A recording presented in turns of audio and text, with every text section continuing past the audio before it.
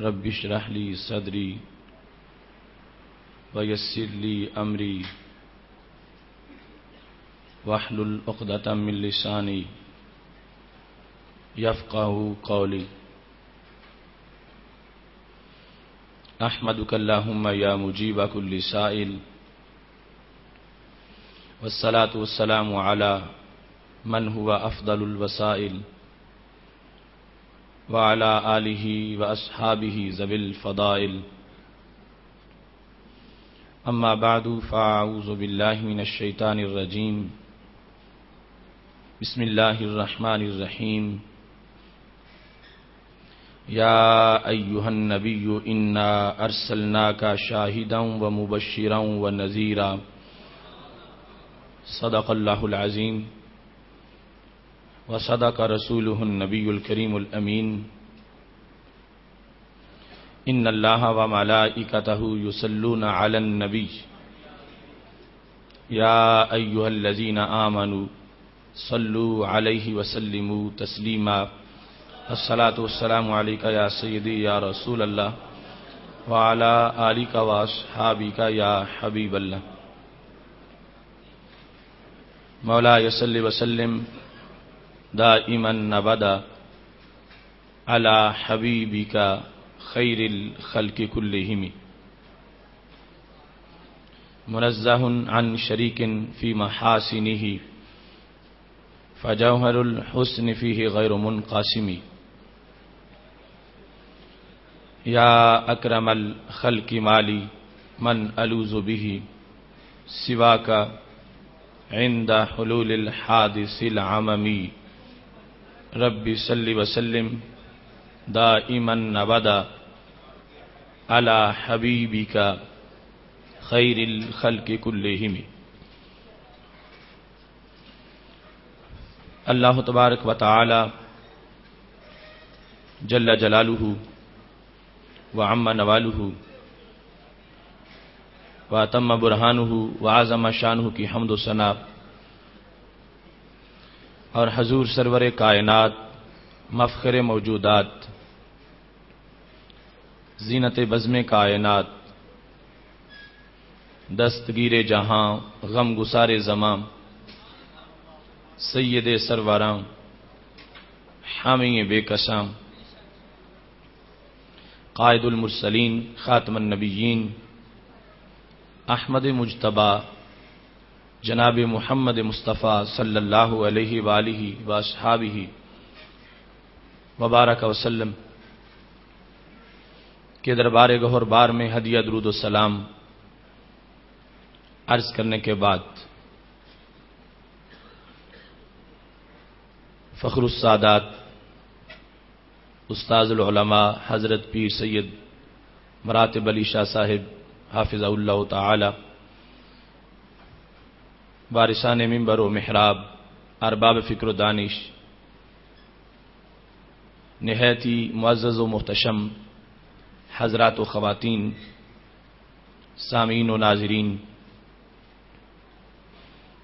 رب ذوالجلال کے فضل اور توفیق سے آج ادارہ صراط مستقیم کے فہم دین کورس کے بڑے ہی اہم سیشن میں ہم سب کو شرکت کی سعادت حاصل ہو رہی ہے. آج ہماری گفتگو کا موضوع ہے مسئلہ حاضر و ناظر. میری دعا ہے خالق کائنات جل جلالہ ہم سب کو قرآن و سنت کا فہم عطا فرمائے اور قرآن و سنت کے ابلاغ و تبلیغ اور اس پر عمل کی توفیق عطا فرمائے.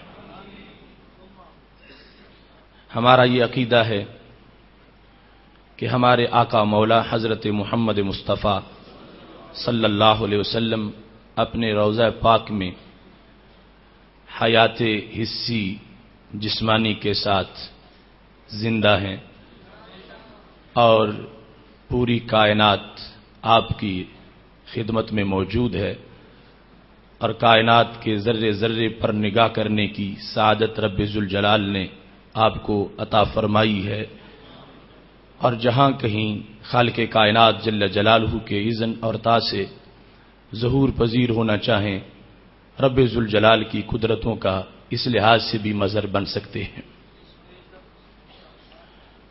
میں نے قرآن مجید برہان رشید کی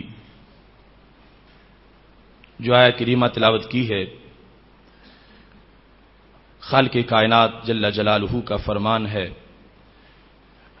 یا ایھا النبی انا ارسلناک شاہدا ومبشرا ونذیرا، سورہ احزاب کی آیت نمبر 45 ہے۔ خالق کائنات جل جلالہ رسول اکرم صلی اللہ علیہ وسلم کو ارشاد فرما رہا ہے، O prophet the communicator of unseen news, یا ایھا النبی، اے غیب کی خبریں دینے والے، انا ارسلناک شاہدا، we have sent you undoubtedly a present beholder، ہم نے آپ کو شاہد بنایا ہے، وَمُبَشِّرًا وَنَذِيرًا، and bearer of glad tidings and warner، ہم نے تجھ کو بشارت سنانے والا اور ڈرانے والا بنایا ہے۔ اس آیہ کریمہ کے آغاز میں خالق کائنات جل جلالہ نے سید عالم نور مجسم شفیع معظم صلی اللہ علیہ وسلم کو نبی کہہ کر جو خطاب کیا ہے، اور بعد میں آپ کے جن اوصاف کو بیان کیا ہے، ان میں سے پہلا وصف یہ ہے کہ رب ذوالجلال نے آپ کو شاہد بنایا ہے۔ قرآن مجید برہان رشید میں خالق کائنات جل جلالہ نے رسول اللہ صلی اللہ علیہ وسلم کو شہید کا لقب بھی دیا، اور اس سے بھی آپ کا تذکرہ فرمایا۔ سورہ نحل کی آیت نمبر 99 میں خالق کائنات فرماتا ہے، وَيَوْمَ نَبْعَثُ فِي كُلِّ أُمَّةٍ شَهِيدًا عَلَيْهِمْ مِنْ أَنفُسِهِمْ وَجِئْنَا بِكَ شَهِيدًا عَلَى هَؤُلَاءِ، وہ دن کہ جس دن ہم ہر امت میں ایک گواہ اٹھائیں گے، نَبْعَثُ فِي كُلِّ أُمَّةٍ شَهِيدًا عَلَيْهِمْ مِنْ أَنفُسِهِمْ، انہی پر انہی سے ایک گواہ قیامت کے دن ہم اٹھائیں گے، وَجِئْنَا بِكَ شَهِيدًا عَلَى هَؤُلَاءِ، اور آپ کو ان سب کے اوپر ہم گواہ بنائیں گے۔ ایسے ہی خالق کائنات جل جلالہ کا فرمان سورہ نساء میں آیت نمبر 41 ہے، رب ذوالجلال فرماتا ہے، فَكَيْفَ إِذَا جِئْنَا مِن كُلِّ أُمَّةٍ بِشَهِيدٍ وَجِئْنَا بِكَ عَلَى هَؤُلَاءِ شَهِيدًا، تو کیسی صورتحال ہوگی جس وقت ہم ہر امت سے ایک گواہ لائیں گے، اور اے محبوب صلی اللہ علیہ وسلم، آپ کو ہم سب کے اوپر گواہ بنائیں گے۔ تو یہاں آیات میں سید عالم نور مجسم شفیع معظم صلی اللہ علیہ وسلم کو شاہد بھی کہا گیا اور شہید بھی کہا گیا۔ شاہد اور شہید دونوں کا مادہ اشتقاق شین، ہا اور دال ہے۔ عربی زبان میں جہاں بھی یہ مادہ استعمال ہوتا ہے تو حقیقت کے لحاظ سے اس میں دو چیزوں کا معنی ضرور ہوتا ہے، ایک حضور ہوتا ہے اور دوسرا مشاہدہ ہوتا ہے، حاضر ہونا اور دیکھنا۔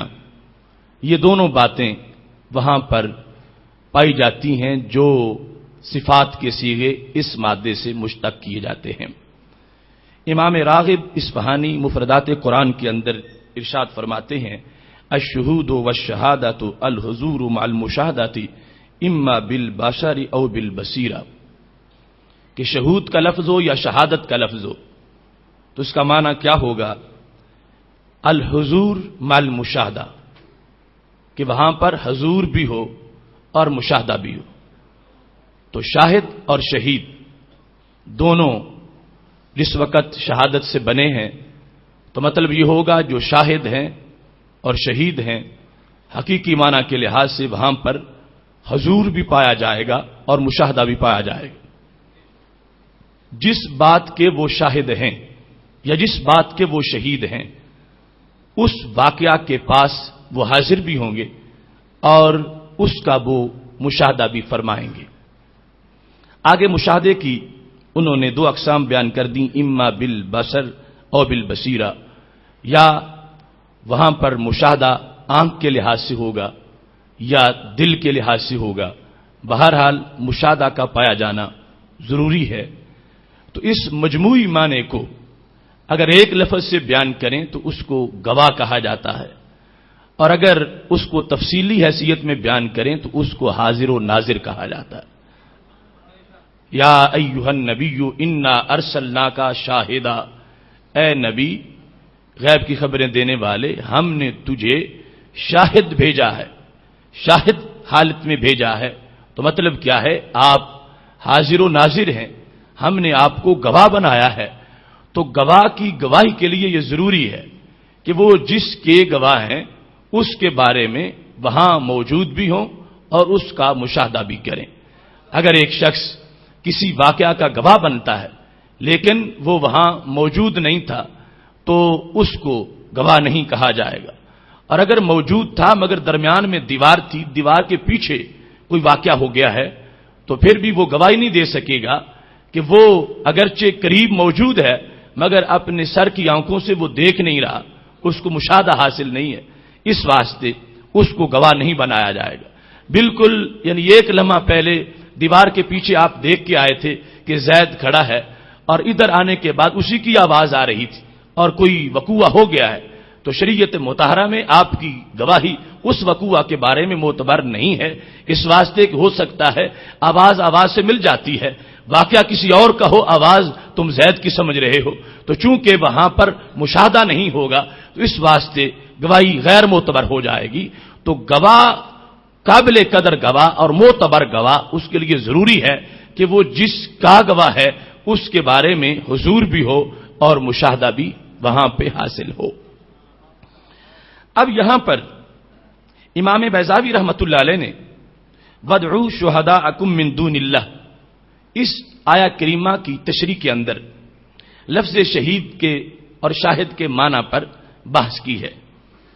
وہ فرماتے ہیں وَالشُّهَدَاءُ جَمْعُ شہید کہ آیت میں جو لفظ شہداء آیا ہے، وَادْعُوا شُهَدَاءَكُم تم اپنے گواہ بلا لو، تو شہداء شہید کی جمع ہے بمعنى الحاضر والقائم بالشہادۃ او الناصر او الامام.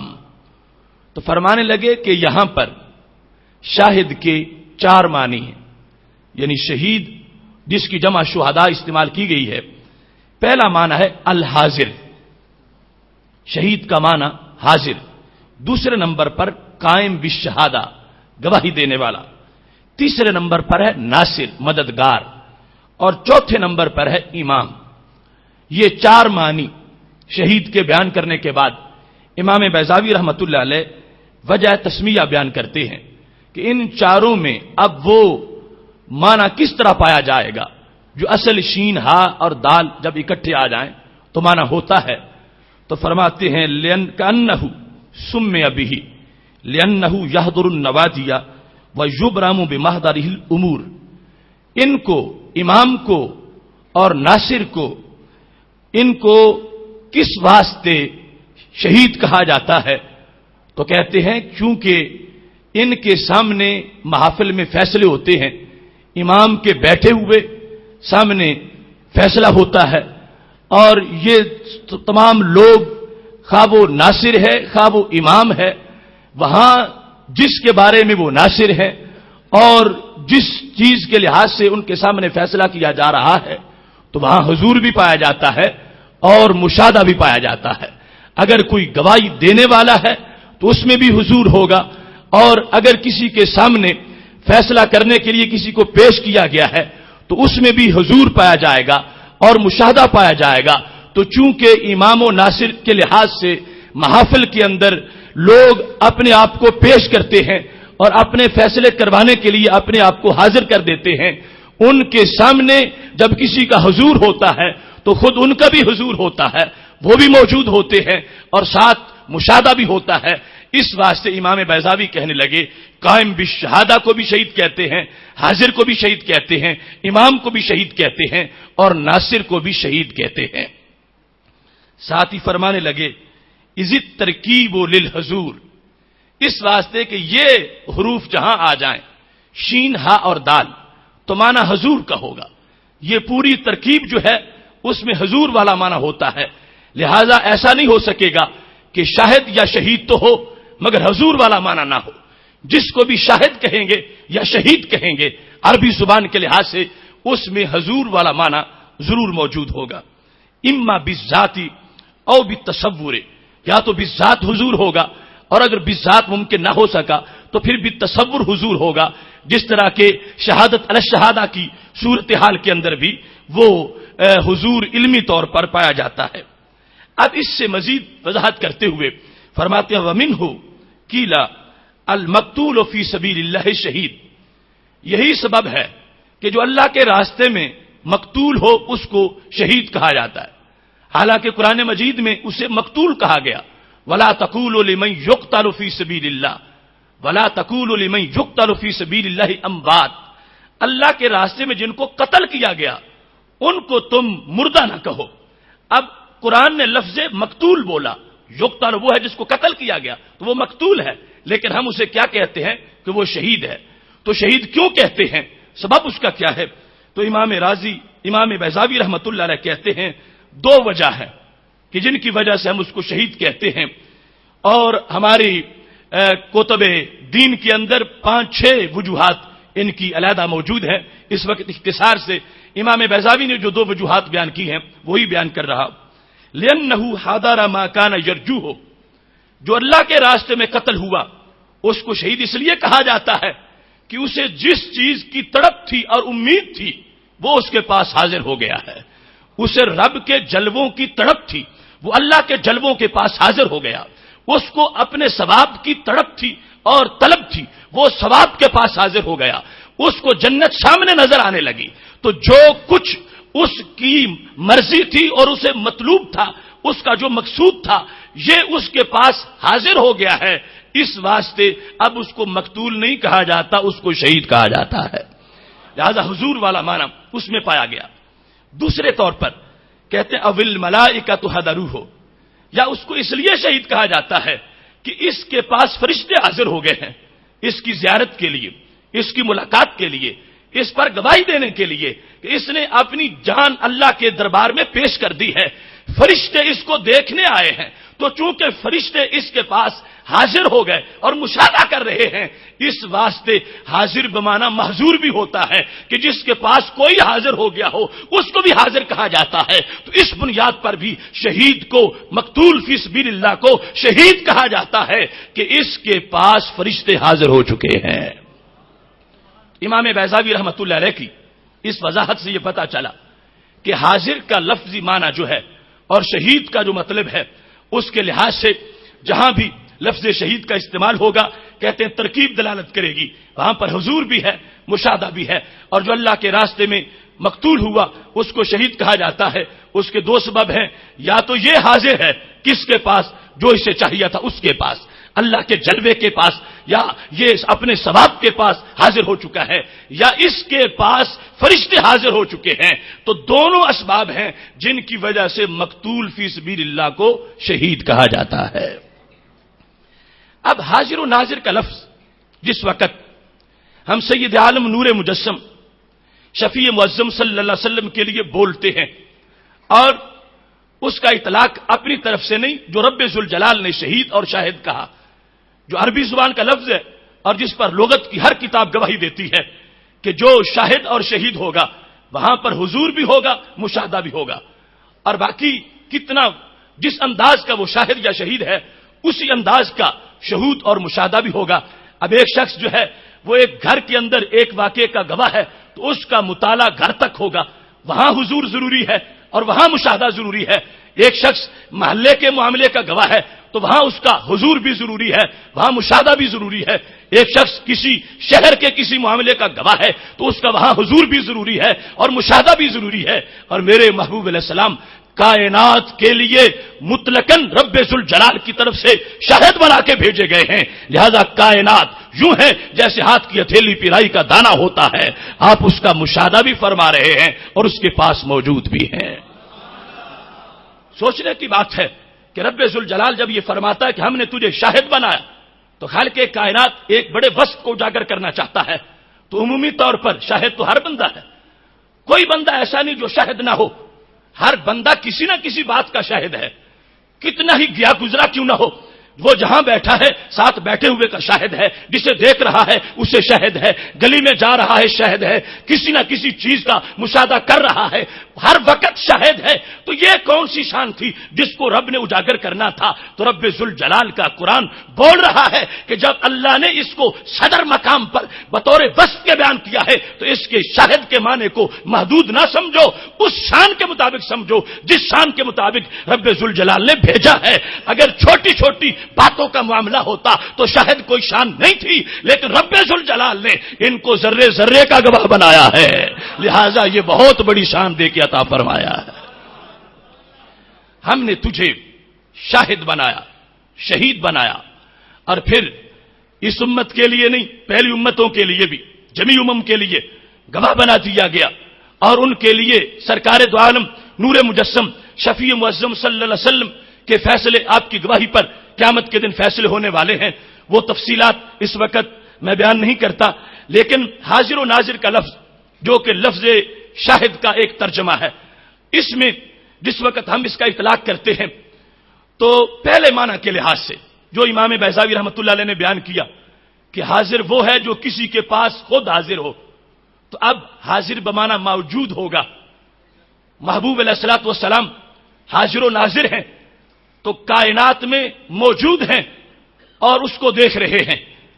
اب وہ مطلب جو عام لوگ اس میں یہ شک نکالنا چاہتے ہیں کہ حاضر تو چھوٹا بڑے کے دربار میں ہوتا ہے اور تم پیغمبر کو حاضر کہتے ہو، معاذ اللہ اس میں توہین ہے، تو میں یہ بتانا چاہتا ہوں جس وقت یہ فاعل کے معنی میں ہم لے رہے ہیں تو اس وقت یہ بمعنی موجود ہوگا، اور عربی زبان کا اصل جو اطلاق ہے اس میں اس کے لحاظ سے کسی طرح بھی کہیں یہ موجود نہیں ہے کہ جہاں حضور ہو وہاں یہ ضروری ہو کہ چھوٹا ہی بڑے کے پاس حاضر ہو۔ حاضر یہ غائب کے مقابلے میں ہے، جو موجود نہیں ہے وہ غائب ہے اور جو موجود ہے وہ حاضر ہے۔ آگے اس کی شان دیکھیں گے، اگر چھوٹا ہے تو چھوٹے ہونے کے لحاظ سے ہوگا، اور اگر سب سے بڑا ہے تو پھر حضور ان کے مرتبے کے مطابق ہوگا۔ لہذا یہ پہلا معنی حاضر فاعل کے لحاظ سے اب یہاں پر بمعنی موجود سے مناسب اس کا مطلب سامنے ہوگا، اور اگر دوسرا معنی لیں پھر ہوگا حاضر بمعنی محضور، جس طرح کہ وہ بندہ جو اللہ کے راستے میں شہید ہوا تھا، فرشتے پاس اس کے آئے مگر شہید نام اس کا پڑ گیا، آئے فرشتے اس کو دیکھنے، فرشتے حاضر ہوئے مگر کہا اسے گیا کہ یہ شہید ہے، اس کے پاس محضور یہ بنا کہ اس کے پاس کوئی حاضر ہوا لیکن اس کو شہید کہا گیا۔ تو ایسے ہی سید عالم نور مجسم شفیع معظم صلی اللہ علیہ وسلم کو دوسرے لحاظ سے جو ہم حاضر کہتے ہیں تو معنی کیا ہوگا کہ آپ محضور ہیں، آپ کی خدمت میں کائنات کا ذرہ ذرہ حاضری دینے والا ہے، آپ اس کے ناظر ہیں، وہ حاضر ہے، اور بس آپ پر اس طرح اطلاع کیا جا رہا ہے جیسے وہ مقتول فی سبیل اللہ جو ہے حضور تو فرشتوں کے لحاظ سے تھا مگر شہید اس کو کہا جاتا ہے، ایسے ہی سید عالم نور مجسم شفیع معظم صلی اللہ علیہ وسلم پر لفظ حاضر تو بولا جائے گا، مطلب یہ ہوگا کہ محضور ہیں، یعنی وہ جن کے پاس اپنے آپ کو کوئی حاضر خدمت کر رہا ہے۔ حاضر و ناظر کا یہ مفہوم اپنی وسعتوں کے ساتھ اس کو ہم دو اقسام میں تقسیم کر سکتے ہیں۔ سب سے پہلا معنی، اور وہ معنی بھی بڑا لذیذ ہے، یا ایھا النبی انا ارسلناک شاہدا، اے نبی ہم نے تجھے گواہ بنایا ہے، حاضر و ناظر بنایا۔ تو کس کا گواہ بنایا؟ یہ رب ذوالجلال نے ذکر نہیں کیا، اور یہ قانون ہے المطلق یجری علی اطلاقہ، جہاں مطلق لفظ ہو ہم اپنی طرف سے وہاں پر کوئی باؤنڈری نہیں بنا سکتے، تو پھر علل اطلاق ہوگا کہ محبوب ہم نے تجھے مطلقاً گواہ بنایا ہے. کس کس کا گواہ؟ کس کس فرد کا گواہ؟ فرمایا شاہدہ، ہم نے تجھے گواہ بنایا ہے. تو پہلا معنی کیا ہوگا؟ امام سلمی کہتے ہیں پہلا معنی یہ ہوگا، رب فرما رہا ہے شاہد لنا، ہم نے تجھے اپنا گواہ بنایا ہے، اپنے دربار کا حاضر و ناظر بنایا ہے. یہ حاضر و ناظر کا پہلا معنی ہے. فرمایا ہم نے تجھے اپنا گواہ بنایا ہے. تو مطلب کیا بنا؟ محبوب لوگ تجھ سے میرے بارے میں پوچھیں گے اور دنیا کو یہ تڑپ ہے کہ ہمیں پتا چلے رب کیسا ہے، رب کی ذات کیا ہے، رب کی صفات کیا ہے، رب کا جمال کیا ہے، رب کا اختیار اور قدرت کیا ہے، رب کا علم کیا ہے. تو میرے محبوب ہم نے تجھے اپنا گواہ بنایا ہے. جس نے میری رحمت دیکھنی ہو وہ تجھے دیکھے، جس نے میری قدرت دیکھنی ہو وہ تمہارے پاس جائے، جس نے میرا علم دیکھنا ہو وہ تم سے پوچھے. ہم نے تجھے اپنی ذات کا بھی گواہ بنایا ہے، اپنی صفات کا بھی گواہ بنایا ہے. شاہد لنا، یہ پہلا معنی ہے، ہم نے تجھے اپنا گواہ بنایا. اور ہر بندہ چاہتا ہے رب کو ملوں، رب کو دیکھوں، اس کے پاس جاؤں، مگر کہاں سفر کرے، کس جانب جائے، کہاں بیٹھے اور کہاں جا کے رب کو ڈھونڈے، کس ایک جہت میں رب کو کیسے تلاش کرے گا. اگر کوئی مغرب کی طرف جا رہا ہے تو کیا مشرق میں رب نہیں ہے؟ اگر کوئی جنوب کی طرف جا رہا ہے تو کوئی شمال کی طرف رب نہیں ہے؟ اگر کوئی اوپر کی طرف جا رہا ہے تو کیا یہ زمین اس پر رب کائنات کے جلوے نہیں ہیں؟ بحر و بر میں، خشک و تر میں ہیں تیرے جلوے عیاں. ہر جگہ رہتا ہے لیکن پھر بھی ہے تو لامکان. ہر شخص پانا چاہتا ہے، ڈھونڈنا چاہتا ہے، مگر مشکل بڑی تھی. ڈھونڈیں تو کس طرف سفر کریں، کس جہت میں جائیں، پھر جائیں تو دیکھیں کیسے، شکل ہو تو دیکھ سکیں. شکل کیا ہوتی ہے؟ حیات حاصلۃ للشیء بسبب احاطۃ الحد اب الحدود. علماء ریاضی نے جو شکل کی تعریف کی ہے تو شکل یہ ہے جو حدود اور خطوط کو ملانے سے بنتی ہے. جب خط ملیں تو شکل بنتی ہے، اور جو خط مل جائیں تو لمیٹڈ ہوتی ہے، اور جو لمیٹڈ اور محدود ہو وہ رب ودود نہیں ہوتا. لہذا دیکھیں تو کیسے دیکھیں، اور پھر دیکھنے کے لیے رائی مری کا آمنے سامنے ہونا ضروری ہے. یہ ساری چیزیں جو ہیں لوگوں کے لیے الجھن تھی. تو خالق کائنات نے فرمایا میرے محبوب ہم نے تجھے سب سے بڑے مقصد کے لیے بھیجا ہے. جس نے میری گواہی لینی ہو میں نے تجھے گواہ بنا دیا ہے. مجھے کوئی دیکھ نہیں سکتا تو نہ دیکھے، اس کی طاقت اس میں نہیں ہے. ہم نے تجھے اپنا گواہ بنایا ہے. لوگوں کا کام تمہارے پاس آنا ہے، تمہارا کام انہیں میرے تک پہنچانا ہے. یہ ہے پہلا مفہوم کہ ہم نے تجھے اپنا حاضر و ناظر بنایا. اب محبوب علیہ السلام اللہ کے دربار میں حاضر ہیں اور ساتھ ناظر بھی ہیں.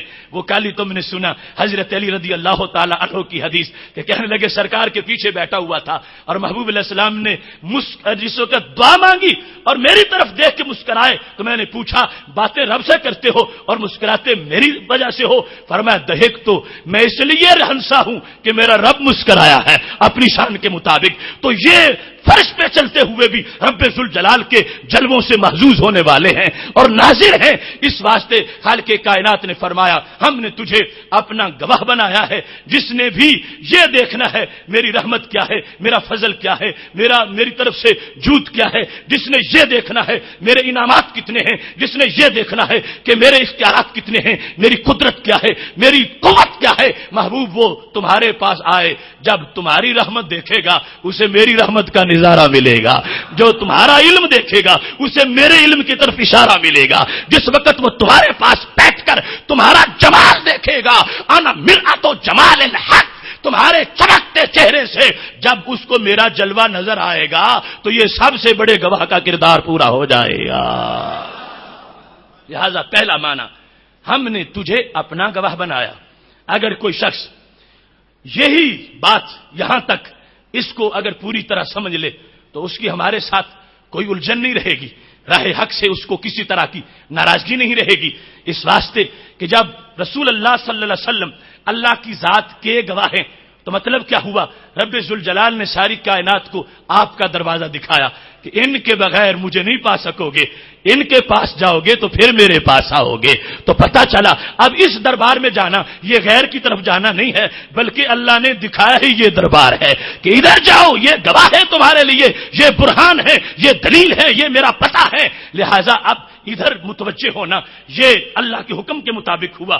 اور پھر رسول اللہ صلی اللہ علیہ وسلم کو گواہ ماننا یہ توسل نہیں تو اور کیا ہے؟ گواہ کیا کرے گا؟ تمہیں پہنچائے گا، اپنا کردار ادا کرے گا۔ خالق و مخلوق کے درمیان اسی کردار کو مخلوق کے لحاظ سے وسیلہ اور توسل کہا جاتا ہے۔ تو رب ذوالجلال نے ساری انسانیت کے لیے اپنے محبوب کو گواہ بنایا کہ تم ان کو میرا پتہ دو، جو نہیں پہنچ سکتے ان کو تم میرے تک پہنچاؤ۔ تو جو یہ کردار ادا کرے اسے ہی وسیلہ کہا جاتا ہے۔ اور پھر یہاں سے پتا چلا کہ محبوب علیہ الصلوۃ والسلام کا علم کتنا ہے، اس کو ترازوؤں پہ تولا نہیں جا سکتا، اس واسطے کہ جو محلے کا گواہ ہو اسے محلے کا مطالعہ ہوتا ہے، جو شہر کا گواہ ہو اسے شہر کا مطالعہ ہوتا ہے، جو محلہ کا گواہ ہو اسے محلہ کا پتہ ہے، اور جو عرش محلہ کا گواہ ہو اسے عرش محلہ کا پتہ ہے۔ اس واسطے فرمایا شاہد لنا، ہم نے تجھے اپنا گواہ بنایا ہے۔ جس کی نگاہ عرش تک پھیلی ہوئی ہو، فرش کی چیزیں کیا چھپ سکیں گی؟ ہم نے تجھے گواہ بنایا۔ اب سید عالم نور مجسم شفیع معظم صلی اللہ علیہ وسلم خود فرماتے ہیں، بخاری شریف میں ہے، اعلمکم باللہ انا، جتنا مجھے رب کا پتہ ہے اتنا کسی کو نہیں ہے، میں تم سب سے زیادہ جاننے والا ہوں۔ اور یہ ہونا چاہیے تھا، گواہ کو اگر پتہ ہی نہ ہو جس چیز کے بارے میں گواہی دینی ہے تو پھر معاذ اللہ گواہی کا حق پورا نہیں ہو سکے گا، گواہی کا پورا فائدہ نہیں ہو سکے گا۔ اس واسطے رب ذوالجلال نے اپنی ذات اور صفات اور اپنی قدرت کے مناظر اپنے محبوب کو دکھائے ہیں تاکہ کوئی ایسا نہ رہے جو قیامت کے دن یہ بہانہ کرے کہ یا اللہ تیرے گواہ کے پاس گیا تو تھا مگر اس نے پورا تعارف نہیں کروایا۔ رب ذوالجلال نے گواہ کو سب کچھ دکھا دیا تاکہ جو آئے گواہ اس کی طبیعت کو مطمئن کرتا جائے۔ تو پھر علوم خالق کی ذات کا جس کو پتا ہو اور سب سے زیادہ پتا ہو، مخلوقوں سے چھپی ہوئی ہو، تو یہ تو خالق کے علم کی توہین ہے۔ مخلوق کا علم تو خالق کے علم کی تمہید میں آ جاتا ہے، لہذا جس وقت تمہید میں وہ علم آ چکا ہے تو یہ ماننا پڑے گا کہ جب آپ گواہ ہیں اور حاضر و ناظر یہ لفظ اگر کوئی بدکتا ہوا نہیں بھی بولتا، گواہی بولے پھر بھی بھاگ نہیں سکے گا، پھر بھی ہمارے دائرہ علم کے اندر اس کو جگہ دیا جائے گا کہ جب محبوب علیہ السلام کو رب ذوالجلال نے گواہ بنایا ہے تو کسی ایسے کو گواہ نہیں بنایا جاتا جو لوگوں کو متوجہ نہ کر سکے اور قائل نہ کر سکے۔ خالق کائنات کا آپ کو گواہ بنانا یہ اس بات کا اعلان تھا کہ لوگوں ہم نے ان کو ہر عیب سے پاک پیدا فرمایا ہے۔ جتنا بڑا دعویٰ ہو اتنی بڑی دلیل ہوتی ہے، جتنے کہلے برکت دعویٰ ہو اسی سٹیٹس کا گواہ ہوتا ہے۔ رب کی توحید سے بڑا کوئی دعویٰ نہیں اور ماہ مدینہ سے بڑا کوئی گواہ نہیں، لہذا آپ کی ذات کو ہر عیب سے پاک ماننا یہ توحید کے لیے ضروری ہے، ہمارے عقیدہ توحید کے لیے کہ رب ذوالجلال کی توحید کا اس انداز میں اس بات کہ پوری طرح یقین سے اس کو ثابت کیا جا سکے، اس کے لیے ضروری ہے کہ جو توحید کے گواہ ہیں ان میں کوئی عیب نہ ہو، کوئی کمی نہ ہو، کوئی نقصان نہ ہو۔ لہذا یہ ایک آیت اور اس ایک آیت کا ایک لفظ میرے اس ناقص مطالعہ کے مطابق میں شرع صدر سے اعلان کرتا ہوں، جس کو جس مسئلے کا شک ہوگا ہمارے ساتھ فکری محاذ پر ہم اس ایک لفظ سے ہر مسئلے کا حل اس کے سامنے انشاءاللہ پیش کر دیں گے۔ خواہ وہ توسل ہو، خواہ وہ علم غیب ہو، خواہ وہ شفاعت کا عقیدہ ہو، خواہ وہ مشکل کشائی ہو، خواہ وہ حاجت روائی ہو اور خواہ وہ نورانیت ہو، یہ سارے باتیں جو ہیں شاہد سے ملے گی۔ ارے شاہد وہ کیسے بن سکے گا جس کو اللہ کے دربار میں جاتے ہوئے جس کو نور کے جلووں سے جل جانے کا خطرہ ہو وہ شاہد نہیں بن سکے گا، اور جو چلا جائے اور جلے نہ صحیح سلامت واپس آئے تو ماننا پڑے گا یہ وہ نور ہے جو اللہ نے سارے انوار سے کامل پیدا فرمایا ہے۔ اللہ جبریل علیہ السلام تو جاتے ہوئے گھبرا رہے تھے، لو دنوت ان ملاطن لحترقت، اگر میں سدرا سے پورا بھی آگے گیا تو میں جل کے راکھ ہو جاؤں گا، مگر سرکار گھبرائے نہیں، آگے گئے ہیں اور عرش تک پہنچے ہیں۔ رب ذوالجلال کے قرب خاص میں یہ آپ کے وجود کا تقاضا تھا کہ جسے گواہ بنانا ہے اگر وہ ہی جل کے راکھ ہو جائے تو لوگوں کو گواہی کیا دے گا؟ لہذا خالق کائنات نے اس نور سے پیدا کیا کہ جبریل کو خود جلنے کا خطرہ ہے اور اس نور کے سر پہ کپڑے کا امامہ بھی سلامت تھا۔ یہ بات بڑی تفصیل طلب ہے لیکن وقت میں اتنی گنجائش نہیں، تو یہ پہلے لحاظ سے چونکہ مطلقاً شاہد کہا تو پہلا معنی کیا ہے؟ شاہد لنا، ہم نے تجھے اپنا گواہ بنایا۔ اور یہ امام سلمی جو ہے بڑے متقدمین مفسرین میں سے ہیں، ان کی تفسیر سلمی جلد نمبر 2 اور صفحہ نمبر 159 پر یہ حدیث یہ ان کا ابن عطا کے قول کے ساتھ یہ تشریح موجود ہے. کہتے ہیں شرفنا کا برسالتنا، محبوب ہم نے تجھے اپنی رسالت سے مشرف کیا. یہ شاہد کا ترجمہ کرتے ہوئے وَتُخْبِرُ أَنَّ خَبْرَ صِدْقٍ، تم بندوں کو ہمارے بارے میں جو بتاتے ہو سچ بتاتے ہو، چونکہ تم گواہ ہو ہمارے بارے میں. تمہارا تعارف جو حتمی تعارف ہے. اور پھر فَيَهْدِي بِكَ قُلُوبًا عُمْيًا، اللہ تبارک و تعالی تمہارے صدقے اندھے دلوں کو ہدایت دیتا ہے، چونکہ تم گواہ ہو. تمہاری وجہ سے جن لوگوں کو گواہی طلب ہوگی تو ان کو ہدایت ملے گی. وَيَشْهَدُونَنَا فِيكَ، اللہ نے یہ فرمایا، یعنی تشریح میں ابن عطا کہتے ہیں یشہدونک، لوگ مجھے نہیں دیکھ پاتے، دیکھتے تجھے ہیں. وَيَشْهَدُونَنَا فِيكَ، تجھ میں مجھے دیکھتے ہیں. یعنی میرے جلووں کو اللہ نے سرایت نہیں کی، اللہ نے کسی بدن میں حلول نہیں کیا. اللہ ہے، اور یہ ہمارا حلولیہ والا عقیدہ نہیں ہے، لیکن میں اس بات کو بیان کر رہا ہوں جسے سرکار نے فرمایا ہے انا مرأۃ جمال الحق، میں اللہ کے حسن کا آئینہ ہوں. من رآنی فقد رأى الحق، جس نے مجھے دیکھا اس نے میرے رب کے جلووں کو دیکھا. یشہدونک، لوگ مشاہدہ تمہارا کرتے ہیں. وَيَشْهَدُونَنَا فِيكَ، اور تمہارے اندر تمہارے جلووں میں ہمارے جلووں کا نظارہ کرتے ہیں. یہ گواہ کا کام ہے کہ اس تک پہنچے اور وہ آگے پہنچائے.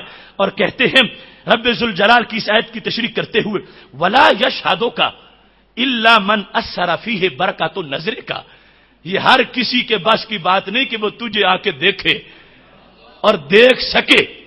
دیکھنے لگے تو تجھے دیکھ لے، ہر ایک کے بس کی بات نہیں. تراہم ینظرون الیک وہم لا یبصرون، اللہ فرماتا کچھ آنکھیں پھاڑ پھاڑ کے دیکھتے ہیں مگر تجھے تک سکتے نہیں ہیں. اگر اللہ کے محبوب ہو اور جو آئے آ کے دیکھ لے، یہ کیسے ہو سکتا ہے؟ ہاں، دکھانے کے لیے یہ شرط قرار دے دی گئی. ٹھیک ہے، کافر بھی ہو دیکھے صحیح، مگر دل میں بغض نہ ہو، حسد نہ ہو. وہ دیکھے گا، اسے نظر آئیں گے سرکار، اور پھر واپس نہیں جا سکے گا. اور کون دیکھے گا؟ فرمایا وہی دیکھے گا محبوب جس میں تمہاری نظر اثر کرے گی، جس کو تم اپنی نظر سے نواز دو گے اسے تم نظر آ جاؤ گے. اور اس انداز میں فیشہدو کا، وہ آپ کو دیکھے گا.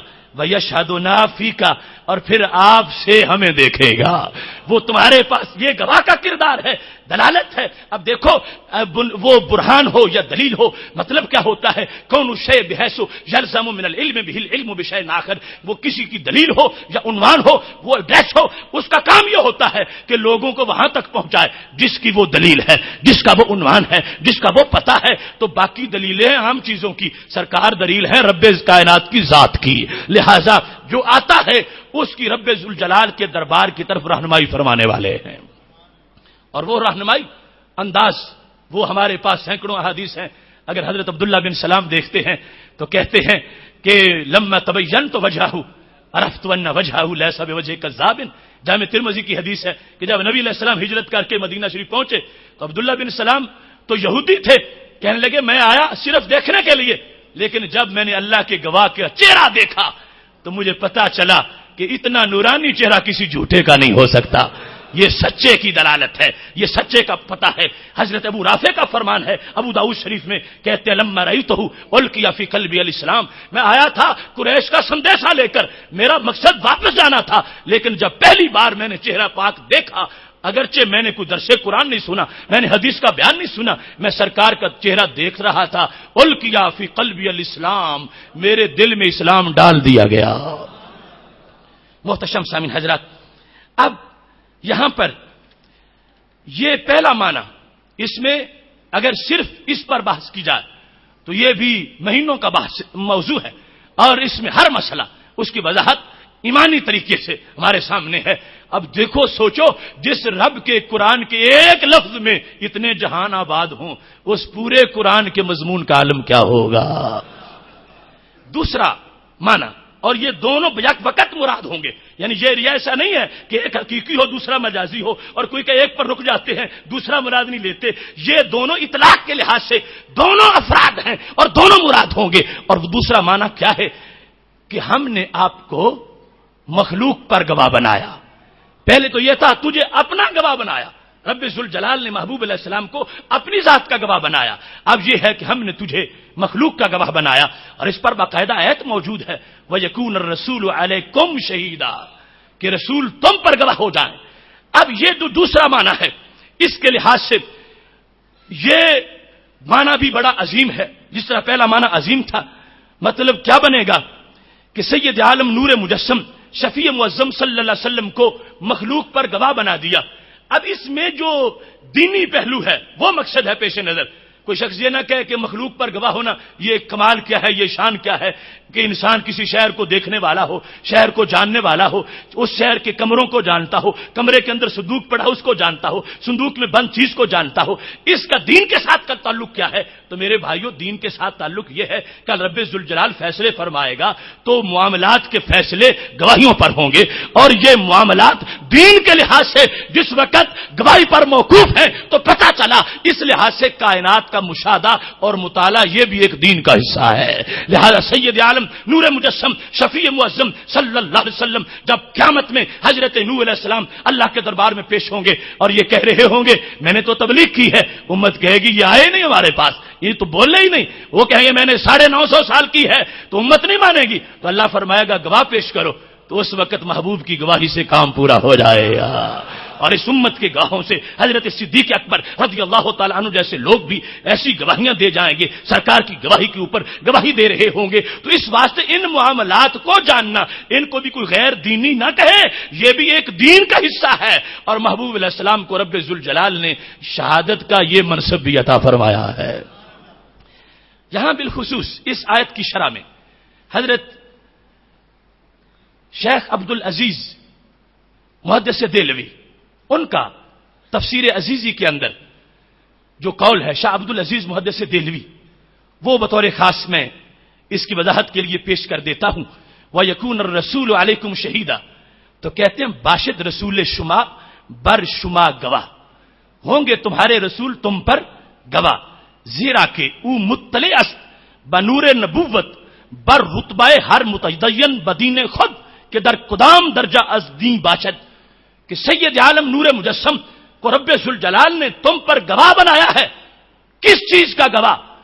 شاہ عبدالعزیز کہتے ہیں اللہ تعالیٰ نے سرکار کو ہر بندے کے ظاہر باطن کا علم عطا فرمایا ہے کہ اس کے دل میں دین کس درجے کا ہے, اس کا تقویٰ کس درجے کا ہے, اس کی پرہیزگاری کس درجے کی ہے. یہ کیا جبریل آئے تو آپ کو پتا چلتا ہے؟ شاہ عبدالعزیز کہتے ہیں نہیں, بنور نبوت, یہ نبوت کا فیض ہے جس سے سرکار کو پتا چلتا ہے کہ خالق کائنات فرما رہا ہے ہم نے محبوب ہم لوگوں تم پر اپنے پیغمبر کو گواہ بنایا ہے. اور وہ بتاتے ہیں کہ حقیقت ایمان اونچی, بندے کی ہر بندے کی حقیقت ایمان کیا ہے, کیا کافر ہے یا مومن ہے, مومن ہے تو کتنا مومن ہے, ایمان اندر کی حیثیت ہے اور دین باہر کا رنگ ہے, وہ سجدے کرتا ہے تو کتنے کرتا ہے, اس کے ہاتھ خیرات کرتے ہیں تو کتنی کرتے ہیں. شاہ عبدالعزیز کہہ رہے ہیں کہ میرے محبوب علیہ السلام رب ذوالجلال کے دیے ہوئے نور نبوت سے ہر بندے کا قیامت تک ظاہر بھی جاننے والے ہیں, باطن بھی جاننے والے ہیں. اس واسطے نور نبوت کا لفظ بولتے ہوئے, اور پھر ہو سکتا تھا کوئی یہ کہتا کہ شاید چند شعبہ جات کا پتہ ہو, چند شعبہ جات کا پتہ نہ ہو. کہتے نہیں, می شناسد گناہان شمارا و درجات ایمان شمارا و اعمال نیک و بد شمارا, کہ وہ تمہارے اعمال نیک و بد کو بھی جانتے ہیں, تمہارے گناہوں کو بھی جانتے ہیں, تمہاری نیکیوں کو بھی جانتے ہیں. کیا جو اس وقت موجود تھے انہیں جانتے ہیں یا جو قیامت تک آنے والے تھے سب کو جانتے ہیں؟ تو شاہ عبدالعزیز محدث دہلوی رحمۃ اللہ علیہ ارشاد فرماتے ہیں حاضران زمانہ خود مثل صحابہ و غائبان زمانہ خود مثل اویس وصلہ و مہدی اطلاع حمیدانت, کہ محبوب علیہ الصلوۃ والسلام محبوب علیہ الصلوۃ والسلام اس زمانے میں جو لوگ تھے جس طرح صحابہ ہیں ان کو بھی جانتے تھے, اور جو قیامت تک آنے والے ہیں ان کو بھی جانتے ہیں.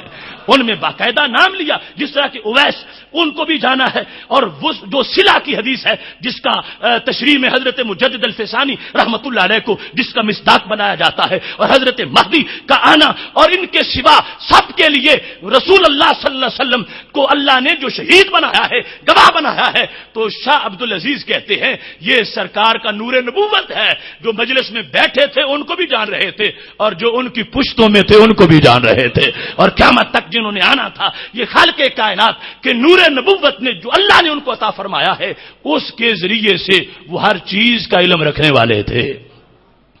اب یہاں پر اس مضمون کو سامنے رکھتے ہوئے حضرت مولانا روم رحمۃ اللہ علیہ نے کہا تھا، در نظر بودش مقامات العباد زین سبب نامش خدا شاہد نہاد، کہ ان کی نگاہ میں لوگوں کے مقامات تھے کہ کسی کا کیا مقام ہے۔ بود کا مطلب یہ ہے کہ بات بعد میں ہوئی، پتہ پہلے تھا، انہیں پہلے پتا تھا کہ در نظر بودش مقامات عباد، پہلے سے بعد والوں کے مقامات کو وہ جاننے والے تھے کہ کسی کا درجہ کیا ہے، کسی کی حیثیت کیا ہے۔ مولانا روم کہتے ہیں اسی وجہ سے تو رب نے ان کو شاہد کہا ہے کہ ان کو خالق کائنات جل جلالہ نے لوگوں کے مقامات کا علم بھی عطا فرمایا ہے۔ اب حدیث شریف سے صرف اختصار کے ساتھ چند حوالہ جات اس ابتدائی گفتگو کے بارے میں کہ ہمارے رسول صلی اللہ علیہ وسلم کے دیکھنے کا انداز وہ سب سے جدا ہے، لہذا وہ اس بات کے مستحق ہیں کہ آپ کو ناظر کہا جائے۔ اور یہ بات بھی ضمناً میں عرض کر دوں، یہ مقامات حریری کے حاشیہ میں لکھا ہے کہ رب ذوالجلال کو ناظر نہیں کہا جا سکتا، اس واسطے کہ ناظر اسے کہتے ہیں جو ایک خاص انداز سے دیکھتا ہے ایک حادثہ اور اس کو استعمال کرتے ہوئے، اور کہا جاتا نظرہ وما راہ، اس نے دیکھا مگر اس کو نظر نہ آیا، ولم یرہ، تو پتہ کیا چلا دیکھنے میں نظر کا جو معنی ہے یہ ہوتا ہے کہ ناظر کو کبھی تو چیز نظر آتی ہے کبھی نہیں نظر آتی۔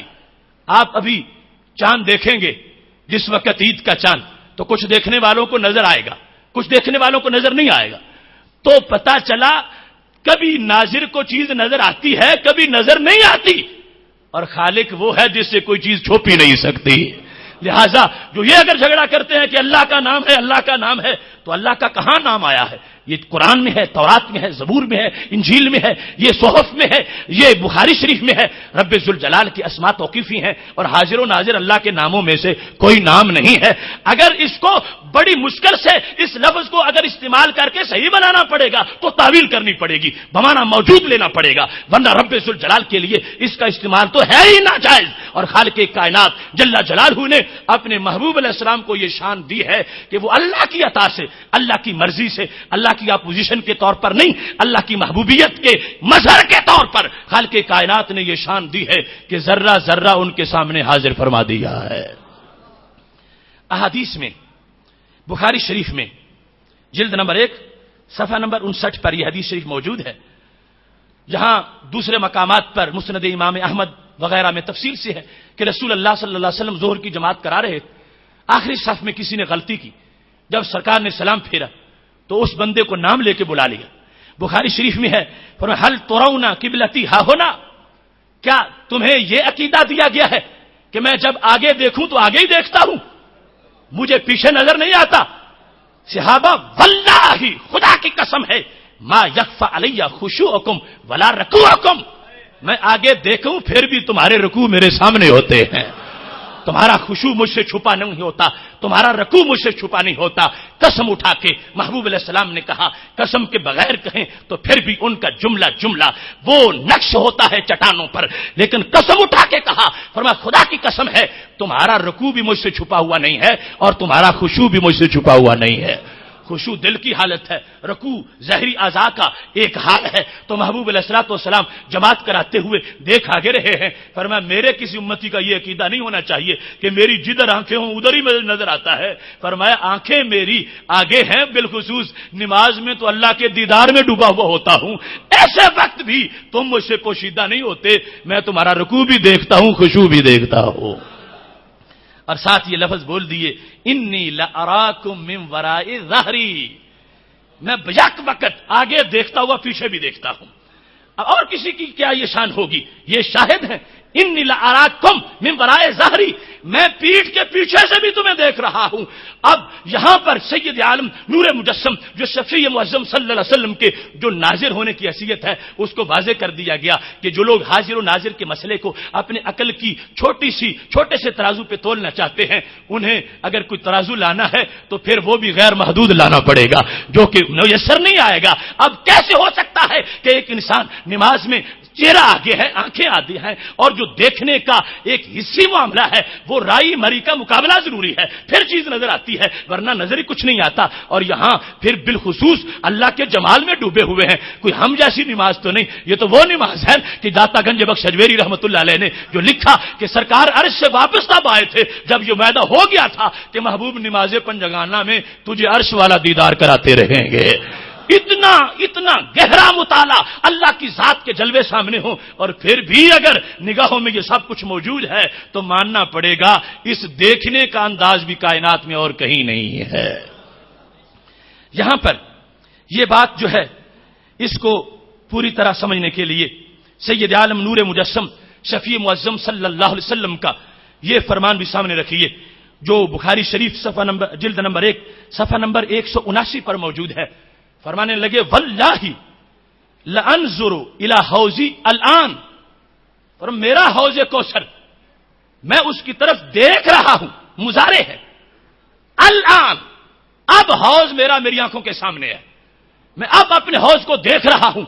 اب بیٹھے زمین پر ہیں، حوض کوثر وہ جنت کا حوض ہے، وہ 7 آسمانوں کے پار کی مخلوق سید عالم نور مجسم شفیع معظم صلی اللہ علیہ وسلم نے قسم اٹھا کے کہا کہ میں اب دیکھ رہا ہوں، مشاہدہ میرا جاری ہے۔ مضارع کا صیغہ بولتے ہوئے محبوب علیہ الصلوۃ والسلام نے جو واضح کیا تو ماننا پڑے گا پاک محبوب علیہ السلام کی آنکھ کو یوں نہ سمجھو بلکہ یوں سمجھو جیسے فاضل بریلوی نے کہا ہے، دور و نزدیک کے سننے والے وہ کان، یہ سماعت کا انداز ہوگا، اور کس کو دیکھا یہ موسیٰ سے پوچھے کوئی، آنکھ والوں کی جرأت پہ لاکھوں سلام۔ یہ انداز ان کے دیکھنے کا کہ دیکھتے اس انداز میں ہے کہ سرے عرش پہ ہے تیری گزر، دل فرش پہ ہے تیری نظر، ملکوت و ملک میں کوئی شے نہیں میرے آقا جو تجھ پہ عیاں نہیں۔ یہاں فوراً اس انداز کو سید عالم نور مجسم شفیع معظم صلی اللہ علیہ وسلم نے جو اس وقت کرنٹ پوزیشن تھی، اب میں دیکھ رہا ہوں، حوض میرے سامنے ہے، مشاہدہ کر رہا ہوں۔ تو اگر آپ کی آنکھوں کو اپنی آنکھوں جیسا سمجھنا ہوتا تو صحابہ کہتے ہمیں تو نظر نہیں آ رہا، آپ کو کیسے نظر آ رہا؟ لیکن انہیں سرکار نے سمجھایا ہوا تھا، ارا مالا ترون واسمع مالا تسمعون، میں وہ بھی دیکھتا ہوں جو تجھے نظر نہیں آتا، اور وہ بھی سن لیتا ہوں جو تجھے سنائی نہیں دیتا۔ تیسرے نمبر پر سید عالم صلی اللہ علیہ وسلم کا وہ فرمان جس کی یعنی پہلے تو 2 حدیثیں ویسے بخاری میں تھیں اور یہ جید الاسناد حدیث شریف ہے۔ میرے محبوب علیہ الصلوۃ والسلام فرماتے حیاتی خیر لکم، جب تک میں تمہارے سامنے ہوں خیر ہی خیر ہوں، تحدثون وَيُحَدَّثُ لَكُمْ، تم مجھ سے باتیں کرتے ہو اور میں تمہارے سامنے مسائل بیان کرتا ہوں، تم بولتے ہو اور تجھ سے بولا جاتا ہے، تم باتیں کرتے ہو اور تمہاری باتوں کا جواب دیا جاتا ہے۔ فرمایا وَوَفَاتِي خَيْرٌ لَكُمْ، جب میں اپنی قبر شریف میں چلا جاؤں گا پھر بھی میرا فائدہ باقی رہے گا۔ خیر کا معنی یہ ہے وہ کیسا امتی ہو سکتا ہے جو محبوب علیہ الصلوۃ والسلام کے فائدے کا علی الاطلاق انکار کر رہا ہو کہ کوئی فائدہ نہیں دے سکتے، کوئی نفع نہیں دے سکتے، یہ نہیں کر سکتے، وہ کس نہیں کر سکتے۔ میرے محبوب علیہ السلام فرماتے ہیں میرے نفع دائمی ہیں، سدا بہار ہیں، جب تک زمین کے اوپر ہوں پھر بھی نفع ہی نفع ہے، اور جب زمین کے اندر ہوگا پھر بھی نفع ہی نفع ہوگا۔ خیر ہے تمہارے لیے، اس خیر کو خود بیان کیا کہ جب تک سامنے ہوں یہ تو خیر ہر ایک کو پتا ہے کہ جب دل پریشان ہو تو سرکار کا چہرہ دیکھیں سارے غم غلط ہو جائیں، اور اس انداز میں کہ روتے جو ہیں ان کو ہنسنے کی بہاریں مل جائیں، اور سرکار کی زیارت سے 14 طبق روشن ہو جائیں، اور عرش کے فیصلوں کی اطلاع ملتی رہے، کائنات کے سربستہ راز جو ہیں جو فلسفیوں سے کھل نہ سکا اور نکتہ وروں سے حل نہ ہوا وہ راز ایک کمبلی والے نے بتلا دیے چند اشاروں میں۔ یہ ساری صورتحال سب کے سامنے ہے، خیر کا سلسلہ تھا، لیکن فرمایا جب میں اپنے روضہ پاک میں ہوں گا تو پھر بھی تمہارے لیے خیر ہی خیر ہوں۔ اس کی وضاحت کرتے ہوئے فرماتے ہیں تعرض علی اعمالکم، خیر یہ ہے کہ تمہارے اعمال کی حاضری لگے گی، میں تمہارے اعمال دیکھوں گا، پیش کیے جائیں گے۔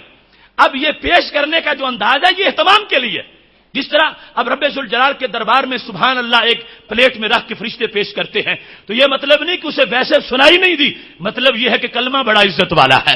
اور ایسے ہی سید عالم نور مجسم شفیع معظم صلی اللہ علیہ وسلم کے دربار کا ایک اہتمام ہے، فرشتوں کی ڈیوٹی ہے کہ اعمال سامنے رکھو، اور یہ محبوب علیہ السلام کے رویت ہے، دیکھنے کا انداز ہے۔ فرمایا قیامت تک میرے سامنے تمہارے اعمال پیش ہوتے رہیں گے، میرے بعد والے میرے غلاموں یہ یاد رکھنا، کبھی بھی ایسے نمازیں نہ پڑھنا کہ تمہاری نمازوں کو میں چیک نہیں کر رہا، اور کبھی بھی روزے یوں نہ رکھنا کہ تمہارے روزے میرے پاس پیش نہیں ہو رہے۔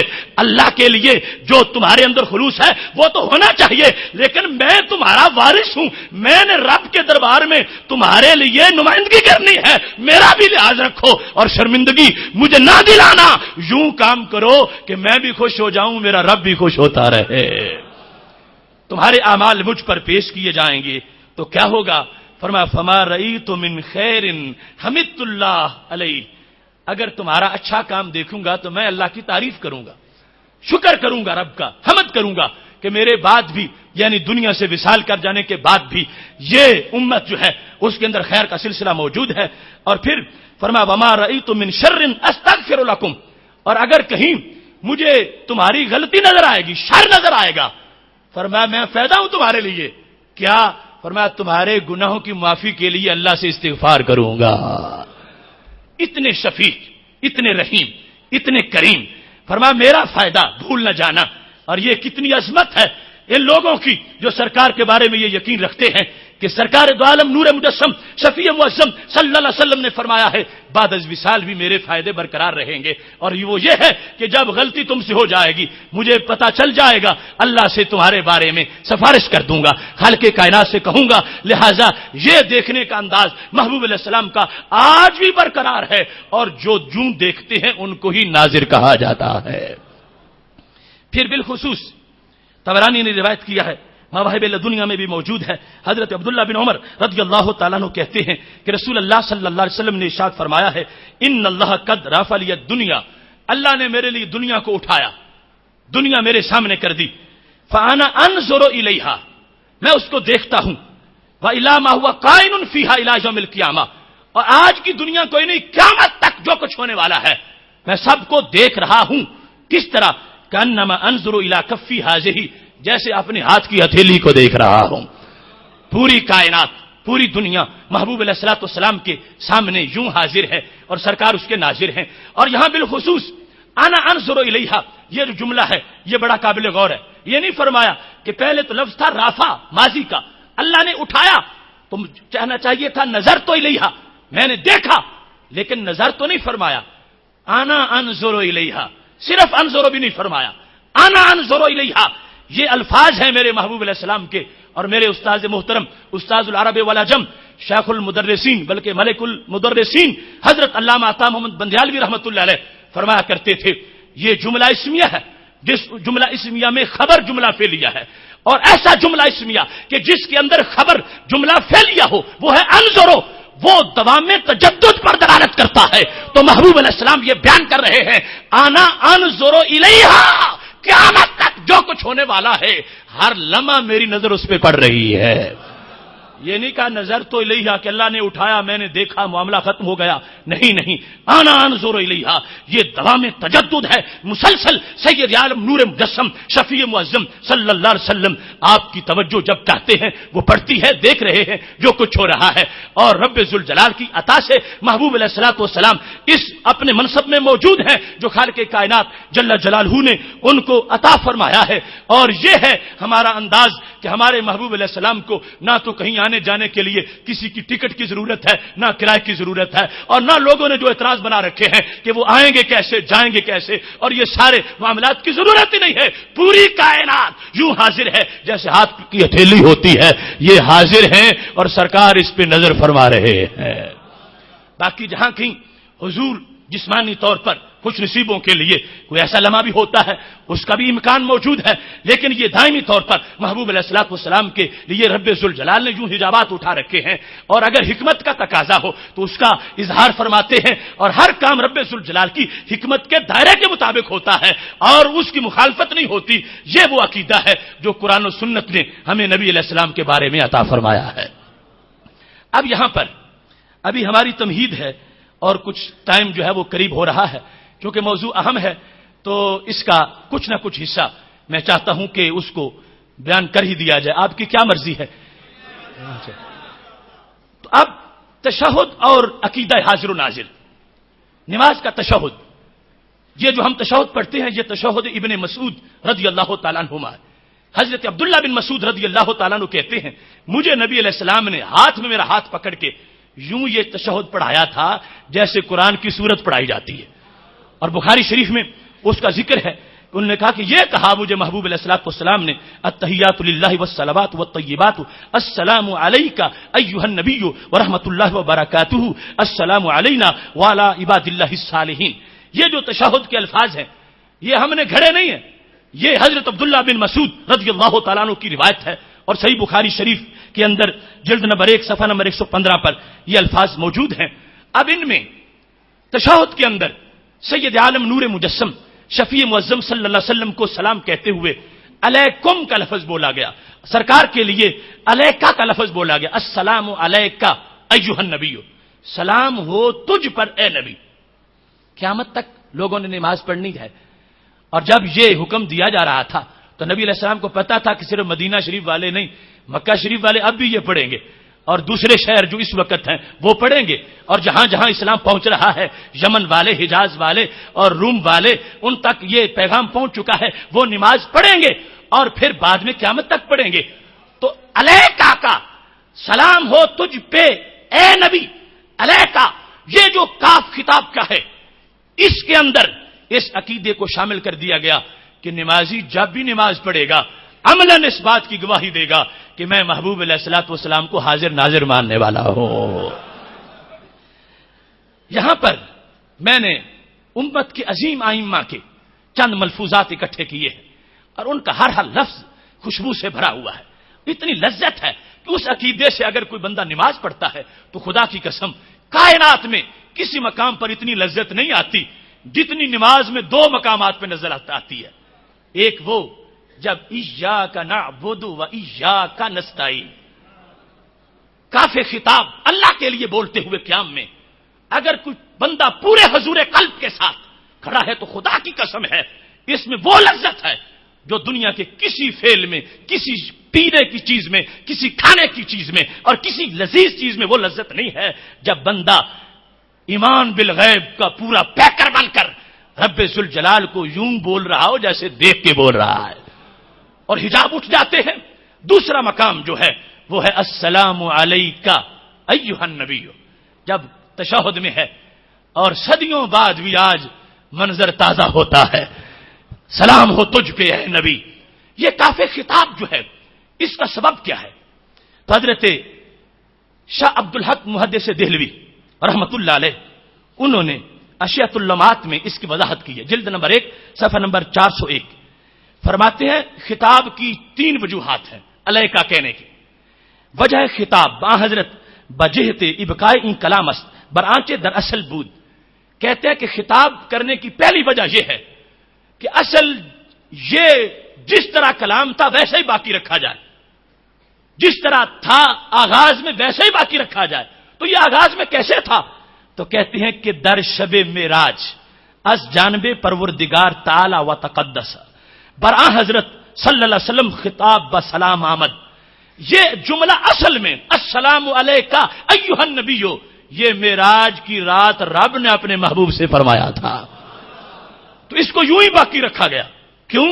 پس حضرت درہین تعلیم امت نیز ہما لفظ اصل گزاش تا اشارہ مذکر حال گردد، تو سرکار نے یہ اسی طرح رکھا تاکہ میرے غلام خود تو معراج نہیں کریں گے عرش پر جا کر، مگر میری معراج کو تو یاد کرتے رہے، مذکر حال باشد کہ جب بھی نماز میں ہوں گے تو انہیں میرے خیال سے معراج کا خیال آئے گا. تو معراج میں چونکہ رب ذوالجلال نے میرے ساتھ یوں گفتگو کی اور مجھے اس پیٹرن میں سلام کہا تو سرکار نے فرمایا یہی باقی رکھیں گے تاکہ امتی بھی وہ سلام کہیں, ان کو شرف ملے. اب دیکھو ہمارا کتنا بھلا ہو گیا, قیامت تک ہم تڑپتے رہتے کہ کاش کہ وہ انداز ملے جیسے رب اپنے محبوب کو سلام کرتا ہے. اگر پتہ نہ چلتا تو کتنا خسارہ ہو جاتا. سرکار نے فرمایا غلاموں تجھے سہارا دیتا ہوں, وہ مقام گنچے ماہو اوہا کے چٹکے دنا کے باغ میں بلبلے سدرا تو اس کے بو سے بھی محرم نہیں, جہاں کے معاملات کی خبر طائر سدرا نشین جبریل کو بھی نہیں تھی. فرمایا میں ایک بات تو اپنی امت کو بتا رہا ہوں, ان میں سے ایک بات یہ ہے کہ میرے رب نے اس وقت جب میں عرش پہ گیا تھا تو یہ سلام کہا تھا, میرے غلاموں چونکہ میں نے تمہیں نماز معراج کا تحفہ دیا ہے تم یہ سلام مجھے اسی انداز میں کہا کرو.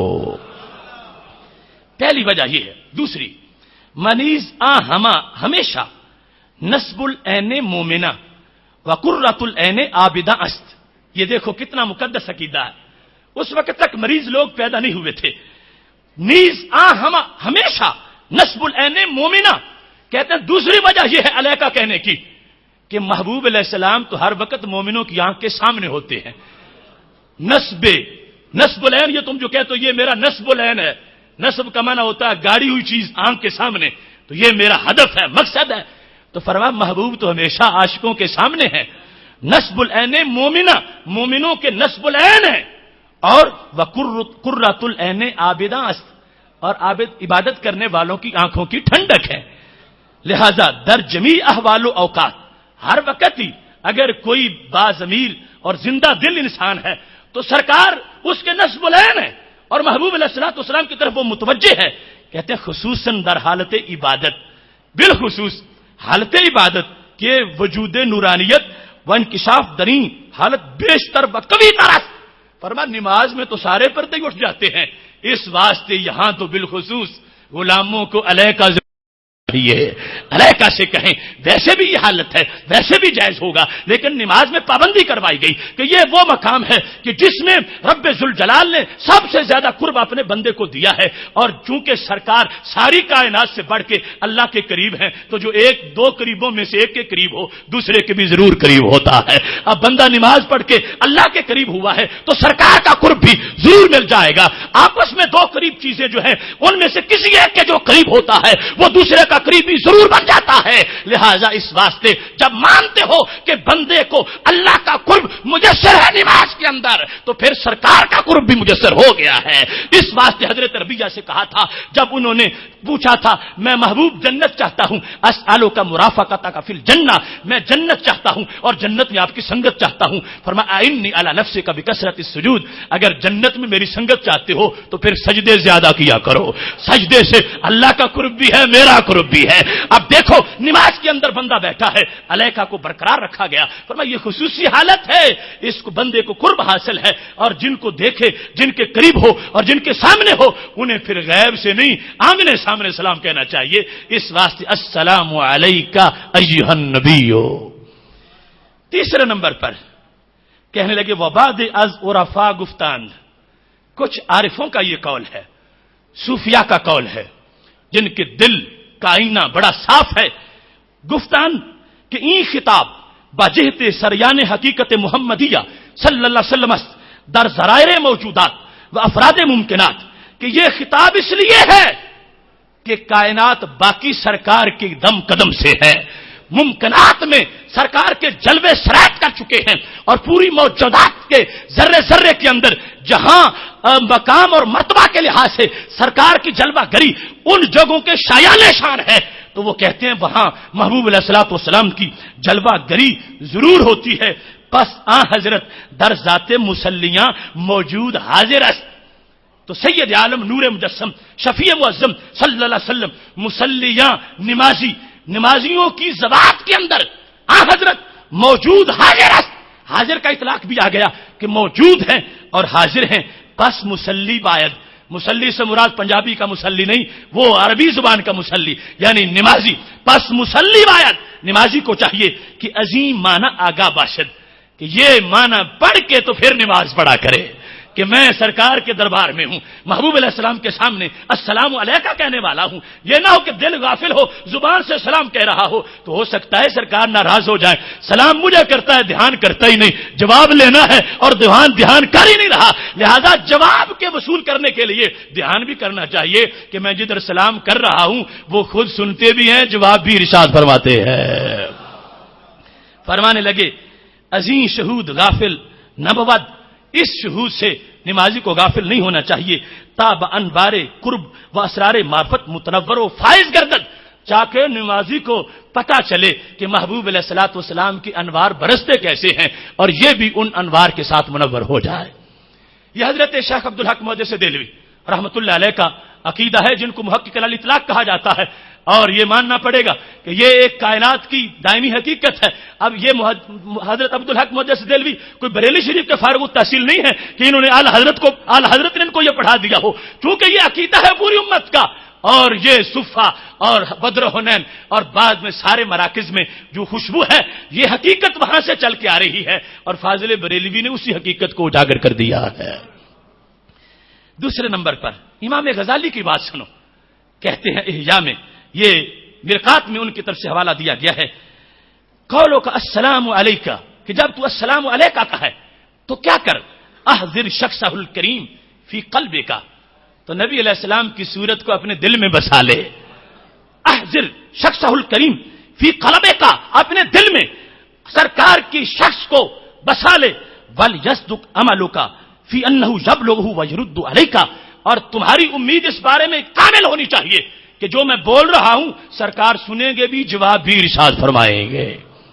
حضرت امام غزالی رحمۃ اللہ علیہ کی اس تشریح کے ساتھ امام رازی کا انداز دیکھو، تفسیر کبیر جلد نمبر 1 صفحہ نمبر 281 پر ہے، فرماتے ہیں جب بندہ تشہد میں ہوتا ہے اس وقت حالت کیا ہوتی ہے، فرمانے لگے تم فی ھذا المقام ثم فی ھذا المقام، جب بندہ تشہد میں ہے اب کیا ہوا، یسعد نور روح کا وینزل نور روح محمد صلی اللہ علیہ وسلم، فرمایا تمہاری جو روح ہے اس کا نور اوپر اٹھتا ہے اور سید عالم صلی اللہ علیہ وسلم کی روح کا نور نیچے اترتا ہے، ادھر سے عروج ہے کہ یہ جانا چاہتا ہے اور سرکار دستگیری فرمانا چاہتے ہیں، اگر سرکار اوپر رہے تو نچلی روح بیچاری کیسے پہنچ سکے گی، تو وہ کرم فرماتے ہیں، مقام مقام میں تشہد ہے اور ادھر سے یہ روح نمازی کی اٹھی ہے اوپر کی طرف، اور ادھر سے محبوب علیہ الصلوۃ والسلام کی روح مبارک جو ہے وہ نیچے آئی ہے، تو کیا ہوتا ہے، فیطلاق الروحان،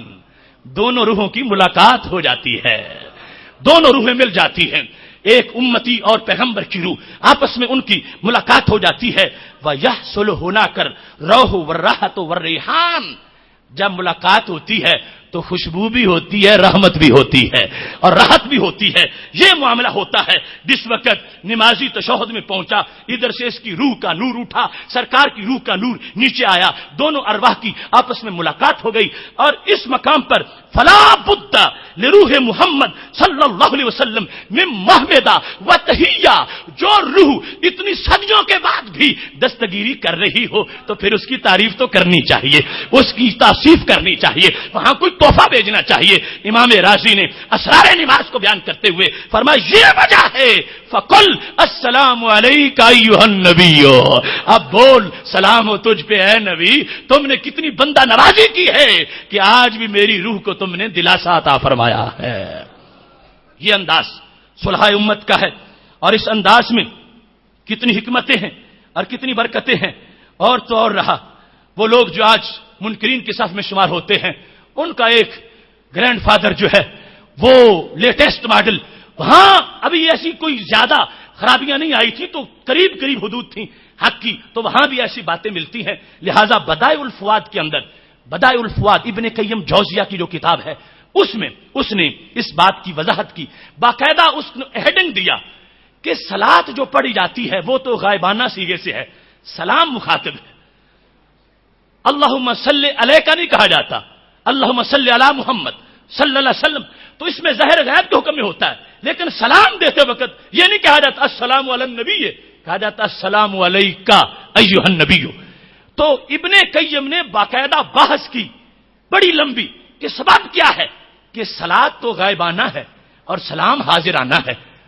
تو کہنے لگے کہ وجہ یہ ہے چونکہ وہاں شروع میں اللہم آ گیا ہے اور اس کے بعد صلی ہے تو وہ خطاب کا ہے. تو اب عربی لینگویج کا تقاضا ہے کہ اگلے سیگے جو ہے ان میں خطاب اللہ تعالیٰ کے لحاظ سے ہونا چاہیے اور کسی ذات کے لیے یہاں خطاب نہیں ہونا چاہیے. لہذا اللہم صلی علیہ کا کہنے سے تو معنی یہ بنے گا کہ اللہ پر صلات بھیجنی ہے. تو اس واسطے وہاں اب خطاب گرامر کی مجبوری کی وجہ سے ممکن نہیں رہا.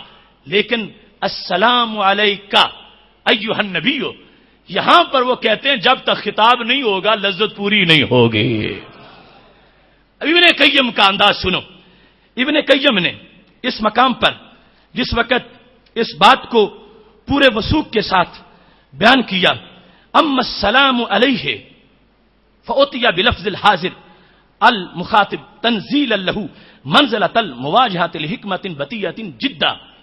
ابن قیم کہنے لگے سلام جو بطور خطاب کیا جاتا ہے تو اس میں بڑی انوکھی حکمت ہے. وہی وہ کیا ہے انہ صلی اللہ علیہ وسلم لما کان احب الی المؤمن من نفسہ التی بین جنبیہ کہ جب سید عالم صلی اللہ علیہ وسلم بندے کی جان سے بھی زیادہ محبوب ہیں اور مومن ہوتا وہ ہے جسے سرکار جان سے بھی محبوب ہوں. تو پہلی بات ابن قیم نے یہ کہی کہ جب سید عالم صلی اللہ علیہ وسلم ہر بندے کو اپنی جان سے بھی محبوب ہیں وہ اولا بھی منہا وہ اقرب اور جان سے محبوب بھی ہیں اور قریبی بھی ہیں. یہ معنی اس پر بھی لوگ پھڈا ڈالتے ہیں النبی اولا بالمومنین میں کہ اقرب نہیں ہو سکتا. ابن قیم تو اقرب پر ہی ساری بنیاد بنا رہا ہے کہ سرکار دو عالم صلی اللہ علیہ وسلم ہر مومن کی جان سے پیارے بھی ہیں اور مومن کے لیے جان سے قریب بھی ہیں. جان سے قریب ہیں مومن کے لیے. تو کہتے ہیں جو اتنا قریب ہو اسے پھر دور سمجھ کے تو سلام نہیں دینا چاہیے. جو قریب ہو تو قریب کے لیے کیا کہا جاتا ہے السلام علیکہ. جس سے تم ملاقات کرتے ہو السلام علیکم کہتے ہو تو وہ سامنے ہو اور تم کہتے رہو السلام علیہ تو یہ مطلب غلط ہو جائے گا. سامنے ہے تو سامنے کہو. ابن قیم کہتے ہیں ہر مومن یہ مانتا ہے کہ وہ مجھے جان سے محبوب بھی ہیں اور میرے یہ جان سے قریب بھی ہیں. تو جو جان سے قریب ہوں ان کو سلام غائبانہ نہیں حاضرانہ پیش کیا جاتا ہے. اور بکانت حقیقت ذہنیہ و مثال العلم موجودا فی قلبہ ہی. بڑی تفصیل سے کہا کہ سید عالم صلی اللہ علیہ وسلم کی حقیقت ذہنیہ اور وجود علمی مومن کے دل میں ہوتا ہے بحیث لا یغیب عنہ الا شخصہ. بظاہر وہ غیب ہے لیکن حقیقت میں دل میں موجود ہے.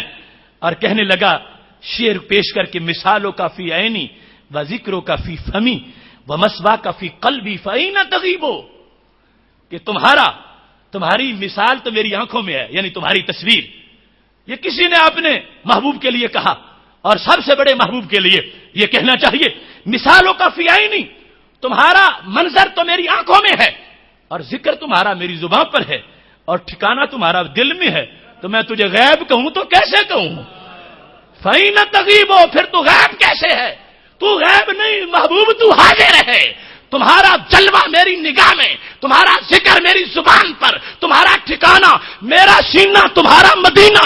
پھر تم غیب کیسے ہو این تغیبو تو پھر تم غیب نہیں ہو. اور جو غیب نہ ہو ان کو السلام علیکہ ایھا النبی کہا جاتا ہے. اس کو بیان کرتے ہوئے ابن قیم کے لفظ سنو من کان بہذا الحال فہو الحاضر حقا. ابن قیم کہتے ہیں جو ایسا ہو وہ حاضر ہوتا ہے فہو الحاضر. اب اس لحاظ سے بھی جو ہمارے اس لفظ پہ تنقید کرتے ہیں کہ تم حاضر کہہ کے سرکار کو توہین کرتے ہو تو ہم ان کو آئینہ دکھانا چاہتے ہیں کہ حاضر ابن قیم نے بھی اس انداز میں کہا ہے فہو الحاضر حقا. کہنے حقیقی حاضر یہ ہیں وغیرہ وان کان حاضرا للعیان فهو غیب عن الجنان. کہنے لگے جو باقی سامنے نظر آ رہے ہیں یہ تو غیب ہے. سرکار کے سوا جو بندے نظر آ رہے ہیں ابن کہتے ہیں یہ حقیقت میں غیب ہیں حاضر نہیں ہیں اور سرکار حقیقت میں بندے کے سامنے موجود ہے اور حاضر ہے. لہذا فکان خطابہ جو مسئلہ چھڑا تھا کہ علیکہ کیوں کہا جاتا ہے فکان خطابہ خطاب المواجہۃ. مواجہ وجہ چہرہ آمنے سامنے کی بات ہے تو پھر آپ سے خطاب مواجہت کا ہونا چاہیے علیہ کا بولنا چاہیے. بل حضور بالسلام علیہ، اور حاضر ہونے کی انداز کا سلام دینا چاہیے، اولا من سلام الغیبات، لہذا علیہ کے مقابلے میں علیہ کا کہنا یہ اولا ہے، کیونکہ محبوب علیہ الصلوۃ والسلام جب روح سے بندے کے لیے قریب ہیں اور حاضر ہیں حقیقی طور پر، تو ابن قیم کہنے لگے پھر ایسے محبوب علیہ السلام کو بطور خاص، وہ خاص مقام جو نماز کا ہے، وہاں پر علیہ کا کہتے ہوئے انہیں اپنی طرف سے سلام کا تحفہ پیش کرنا چاہیے۔ یہ تفصیلات اس میں مزید ہیں لیکن وقت میں گنجائش نہیں ہے، بدائع الفوائد کے صفحہ نمبر 287 پر یہ پوری تفصیل موجود ہے۔ اب حضرت امام بدر الدین عینی عمدۃ القاری میں انہوں نے اپنا ایک انداز پیش کیا، اور وہ انداز بھی بڑا خوبصورت ہے۔ اب دیکھو یہ ائمہ ہیں پوری ملت اور شریعت کے اندر جن کا علم حدیث، فقہ، تصوف و طریقت سارے کے اندر بہت بڑا جن کا ایک ذخیرہ ہے خدمات کا، ان لوگوں کا کنٹریبیوشن جو ہے اس کے انداز سے اب دیکھیے کہ ان کے احسانات کہ انہوں نے ملت کی کتنی ہدایت کے لیے یہ سامان پیدا کیا ہے۔ عمدۃ القاری جلد نمبر 4 صفحہ نمبر 585 پر یہ حدیث شریف ہے۔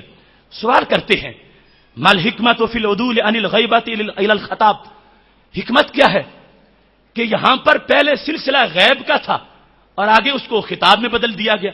کس طرح؟ التحیات للہ والصلوات والطیبات، اب پہلے اللہ کے لیے ذکر ہوا تو غیب سے، کیونکہ جو نام ہوتے ہیں یہ غیب کا معنی دیتے ہیں، یہ نہیں کہا التحیات لک کہ سارے قولی بدنی عبادتیں تیرے لیے ہیں اللہ، کہا للہ تحیات ہے اللہ کے لیے، تو اس اسلوب کا تقاضا تھا کہ آگے ہوتا والسلام علی رسولہ، کہ سلام اس اللہ کے رسول پر، لیکن جو انداز تھا پہلے اس کو تبدیل کر دیا گیا، وہ غیب والا چھوڑ کے حاضر والا بنایا گیا۔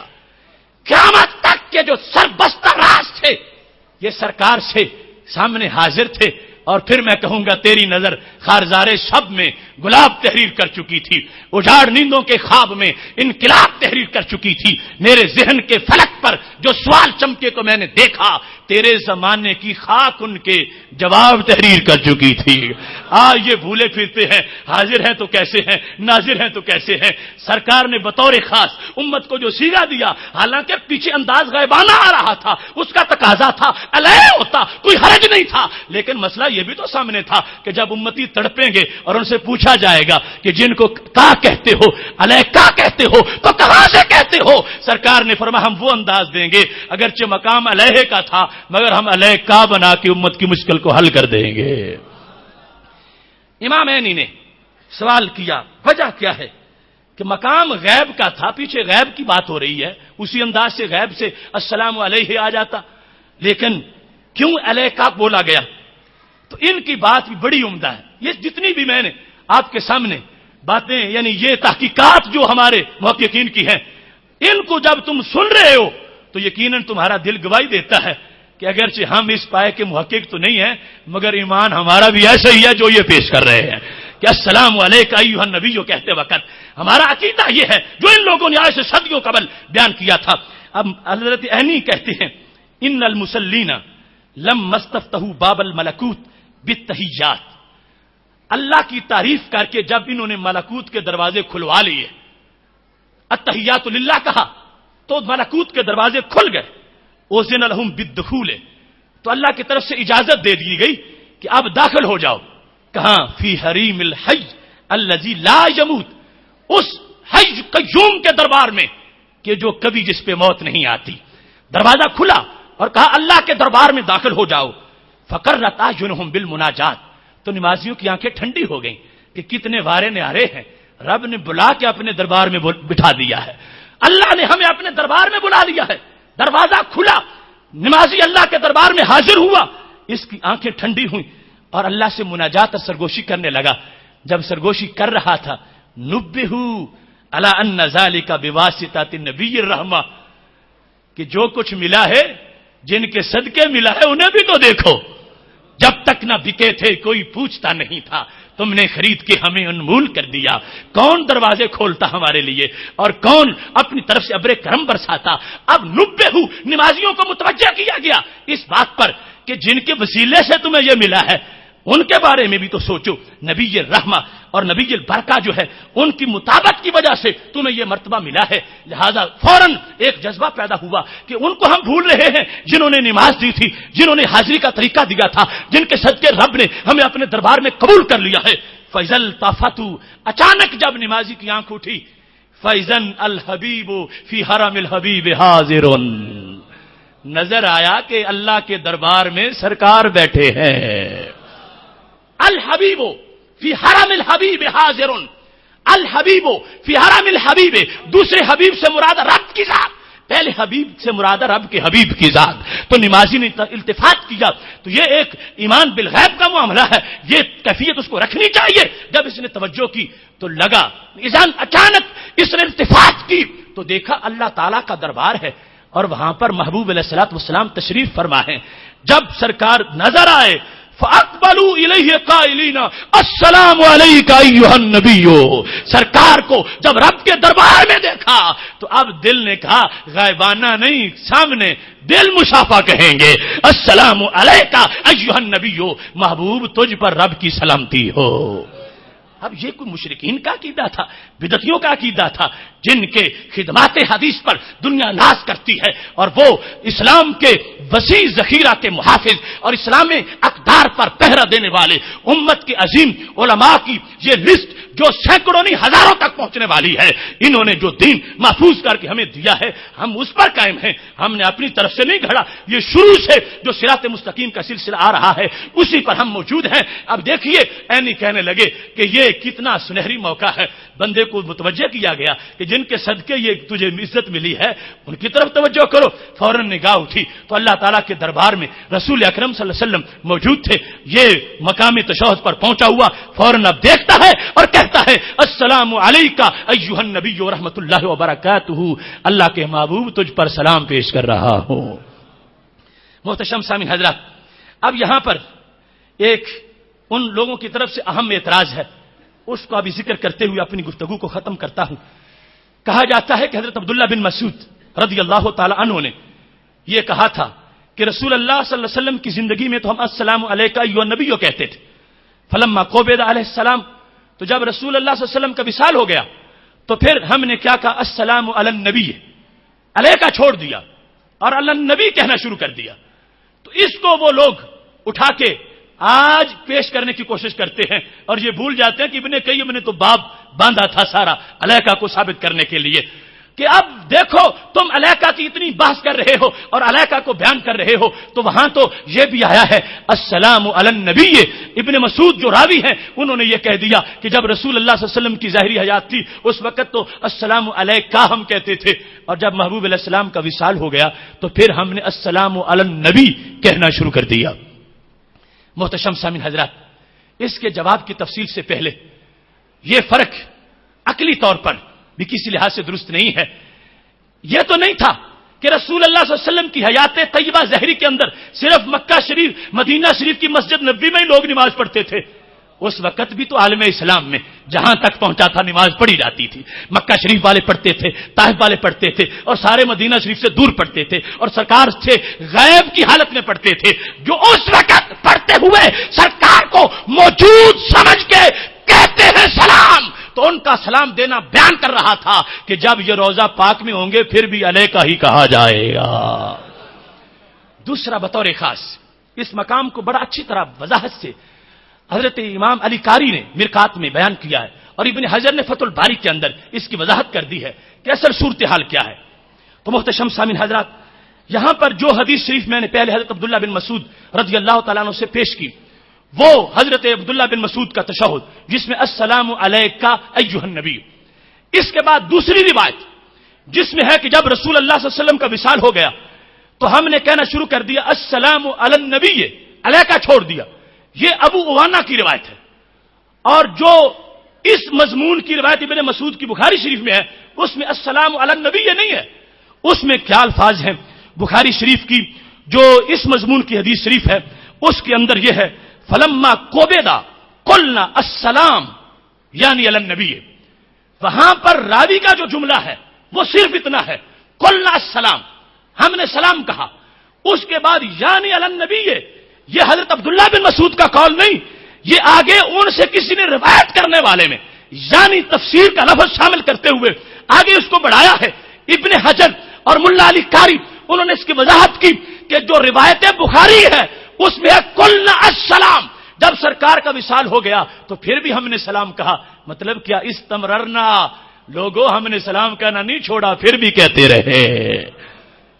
یہ ہے مطلب کہ پھر بھی قلنا السلام، یہ نہیں تھا کہ سرکار سامنے تھے تو السلام علیکم ایھا نبی کہتے تھے اور سرکار چلے گئے تو ہم نے چھوڑ دیا۔ ابن مسعود کہتے ہیں ہم نے چھوڑا نہیں ہے، جو سلام پہلے تھا وہ پھر بھی جاری رہا، لہذا اس میں یہ لفظ نہیں ہے کہ ہم نے یہ کہا ترک کر دیا، علیکہ چھوڑ دیا اور لفظ نبی ہم نے صرف بولنا شروع کیا۔ جو روایت بخاری ہے اس میں صرف اتنا ہے کہ جس وقت سرکار کوبیدہ وصال ہو گیا قلنا السلام، پھر بھی ہماری طرف سے سلام جاری رہا۔ لہذا اس سے یہ سمجھ نہیں آتی کہ ہم نے علیکہ سے اعراض کر دیا، علیکہ کو چھوڑ دیا، صرف سلام کا ذکر کیا کہ سلام جاری رہا۔ تو اس واسطے ابن حجر کہنے لگے اب وہ ابو وانا کی جو روایت ہے اس میں احتمال آ گیا، ہو سکتا ہے اس سے مطلب یہ ہو کہ ہم نے کا کو چھوڑا، اور ہو سکتا ہے جو اصل معنی یہاں ابن مسعود کا قول ہے کہ قلنا السلام، پھر بھی ہم نے سلام نہیں چھوڑا، پھر بھی ہم سلام کہتے رہے۔ لہذا جہاں احتمال ہے اسے چھوڑ کے وہ ماننی چاہیے جس میں کوئی احتمال نہیں ہے، اور وہ بخاری کی پہلی حدیث ہے جس میں یہ کہا کہ ابن مسعود کہتے ہیں ہمیں نبی علیہ السلام نے تعلیم دی مطلقاً، ہم نماز میں پڑھتے ہیں السلام علیکہ ایھا النبی ورحمۃ اللہ۔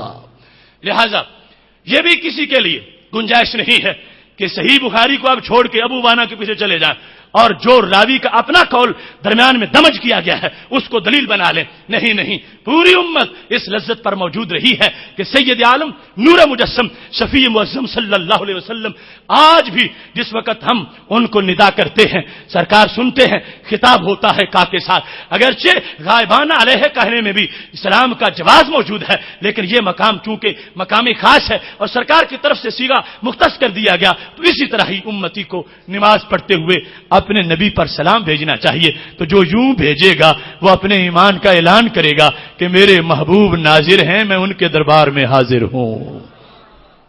محتشم سامعین حضرات، وقت مسلسل چھلانگے مارتا ہوا آگے بڑھ رہا ہے اور ہمارا موضوع جو ہے وہ ختم ہونے کا نام نہیں لے رہا۔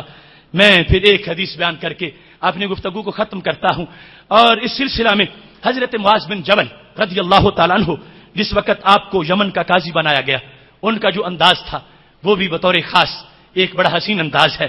اور پھر مسند امام احمد میں جو حدیث شریف ہے حضرت برا بن عازب رضی اللہ تعالیٰ عنہ جس کے راوی ہیں کہ قبر میں جب سوالات ہوتے ہیں تو نکیرین آتے ہیں، بندے کو اٹھاتے ہیں، فیقولان لہو، اس کو بٹھاتے ہیں، اس میں روح ڈالی جاتی ہے، پھر اسے پوچھا جاتا ہے ما ھذا الرجل الذی بعث فیکم، یہ کون شخصیت ہے؟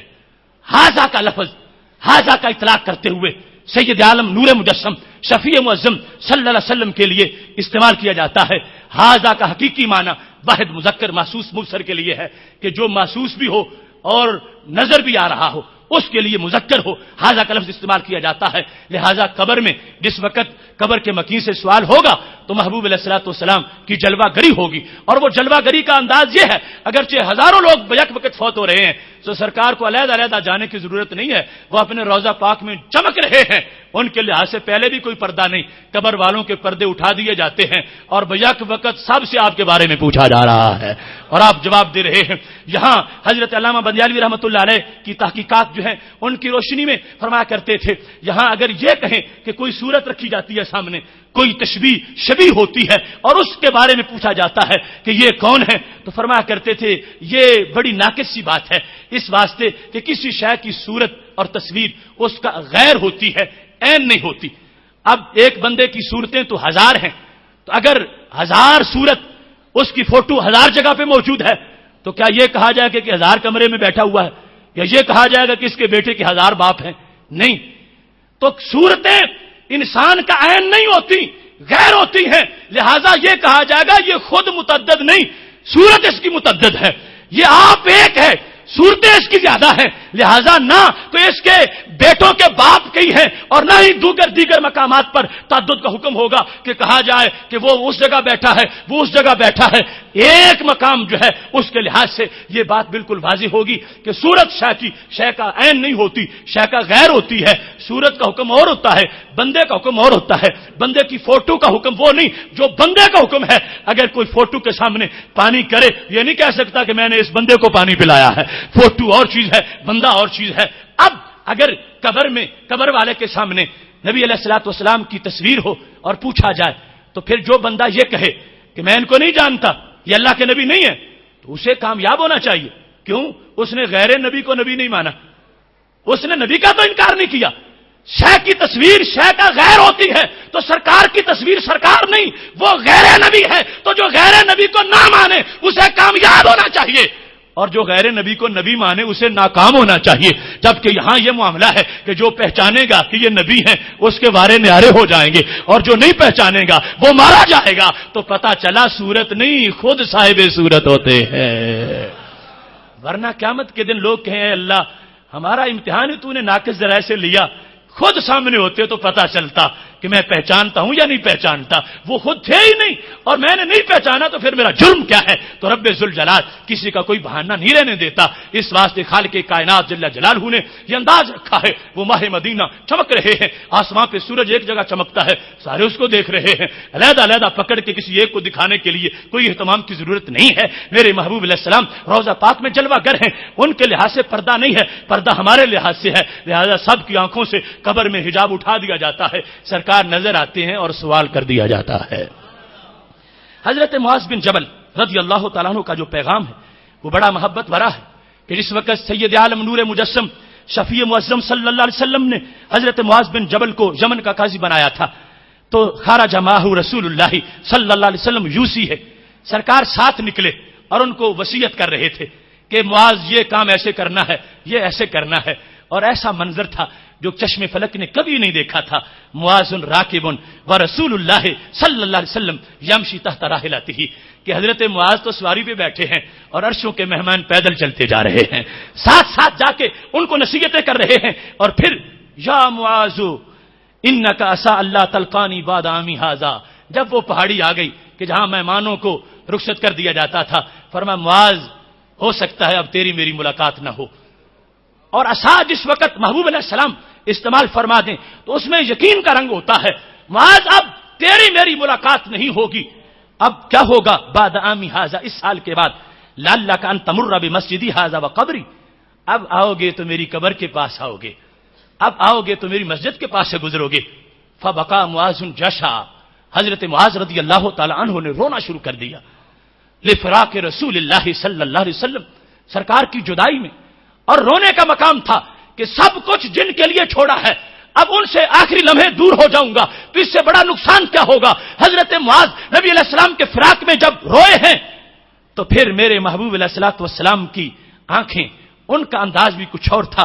فاقبل بوجهه نحو المدینہ، سرکار نے اپنا رخ مدینہ شریف کی طرف کر لیا ہے کہ نہ میں معاذ کے آنسو دیکھوں اور نہ یعنی ڈائریکٹ، اور نہ معاذ جو ہے وہ میرے چہرے کا حال دیکھیں، چہرہ مدینے کی طرف کر لیا، معاذ کو یمن کی طرف متوجہ کر کے کہا، پیغام معاذ کو دیا اور سینہ قیامت تک کے عاشقوں کا ٹھنڈا کر دیا۔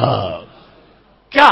ان اول الناس بی المتقون من کانوا حیث کانوا، مطلب یہ تھا معاذ وہ اور ہیں جو دور ہو کے دور رہتے ہیں، ہم تجھے یمن بھی بھیجیں گے، اپنے پڑوس میں بھی رکھیں گے، یمن رہ کے بھی تم دور نہیں ہوگے، یمن رہ کے بھی روتے کیوں ہو، چلاتے کیوں ہو، وہ اور ہے جو اپنے محبوں اور عاشقوں کو رلاتے ہیں، ہم رلانے والے نہیں ہیں، میرے کہنے پر یمن چلے جاؤ، شرط پوری کرو، تم مجھ سے جدا نہیں ہوگے، فراق نہیں ہوگا۔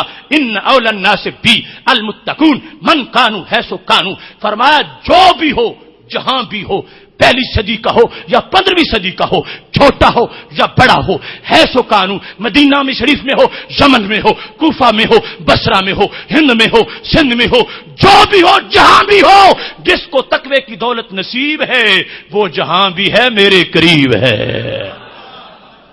قیامت تک کے لیے سید عالم نور مجسم شفیع معظم صلی اللہ علیہ وسلم نے سندیشہ دے دیا، اولنا سے بھی المتقون من کانو ہے سو کانو، لہذا یہ لذت ایمان ہے جس کے پیش نظر ہم اہل حق کا یہ عقیدہ ہے۔ اللہ تبارک و تعالی ہمارے اس یقین کو مزید عروج عطا فرمائے۔ وآخر دعوانا الحمدللہ رب العالمین۔ انشاءاللہ تبارک و تعالی کل ہمارا نہایت ہی اہم موضوع ہے رنج و الم سے نجات کا راستہ، اور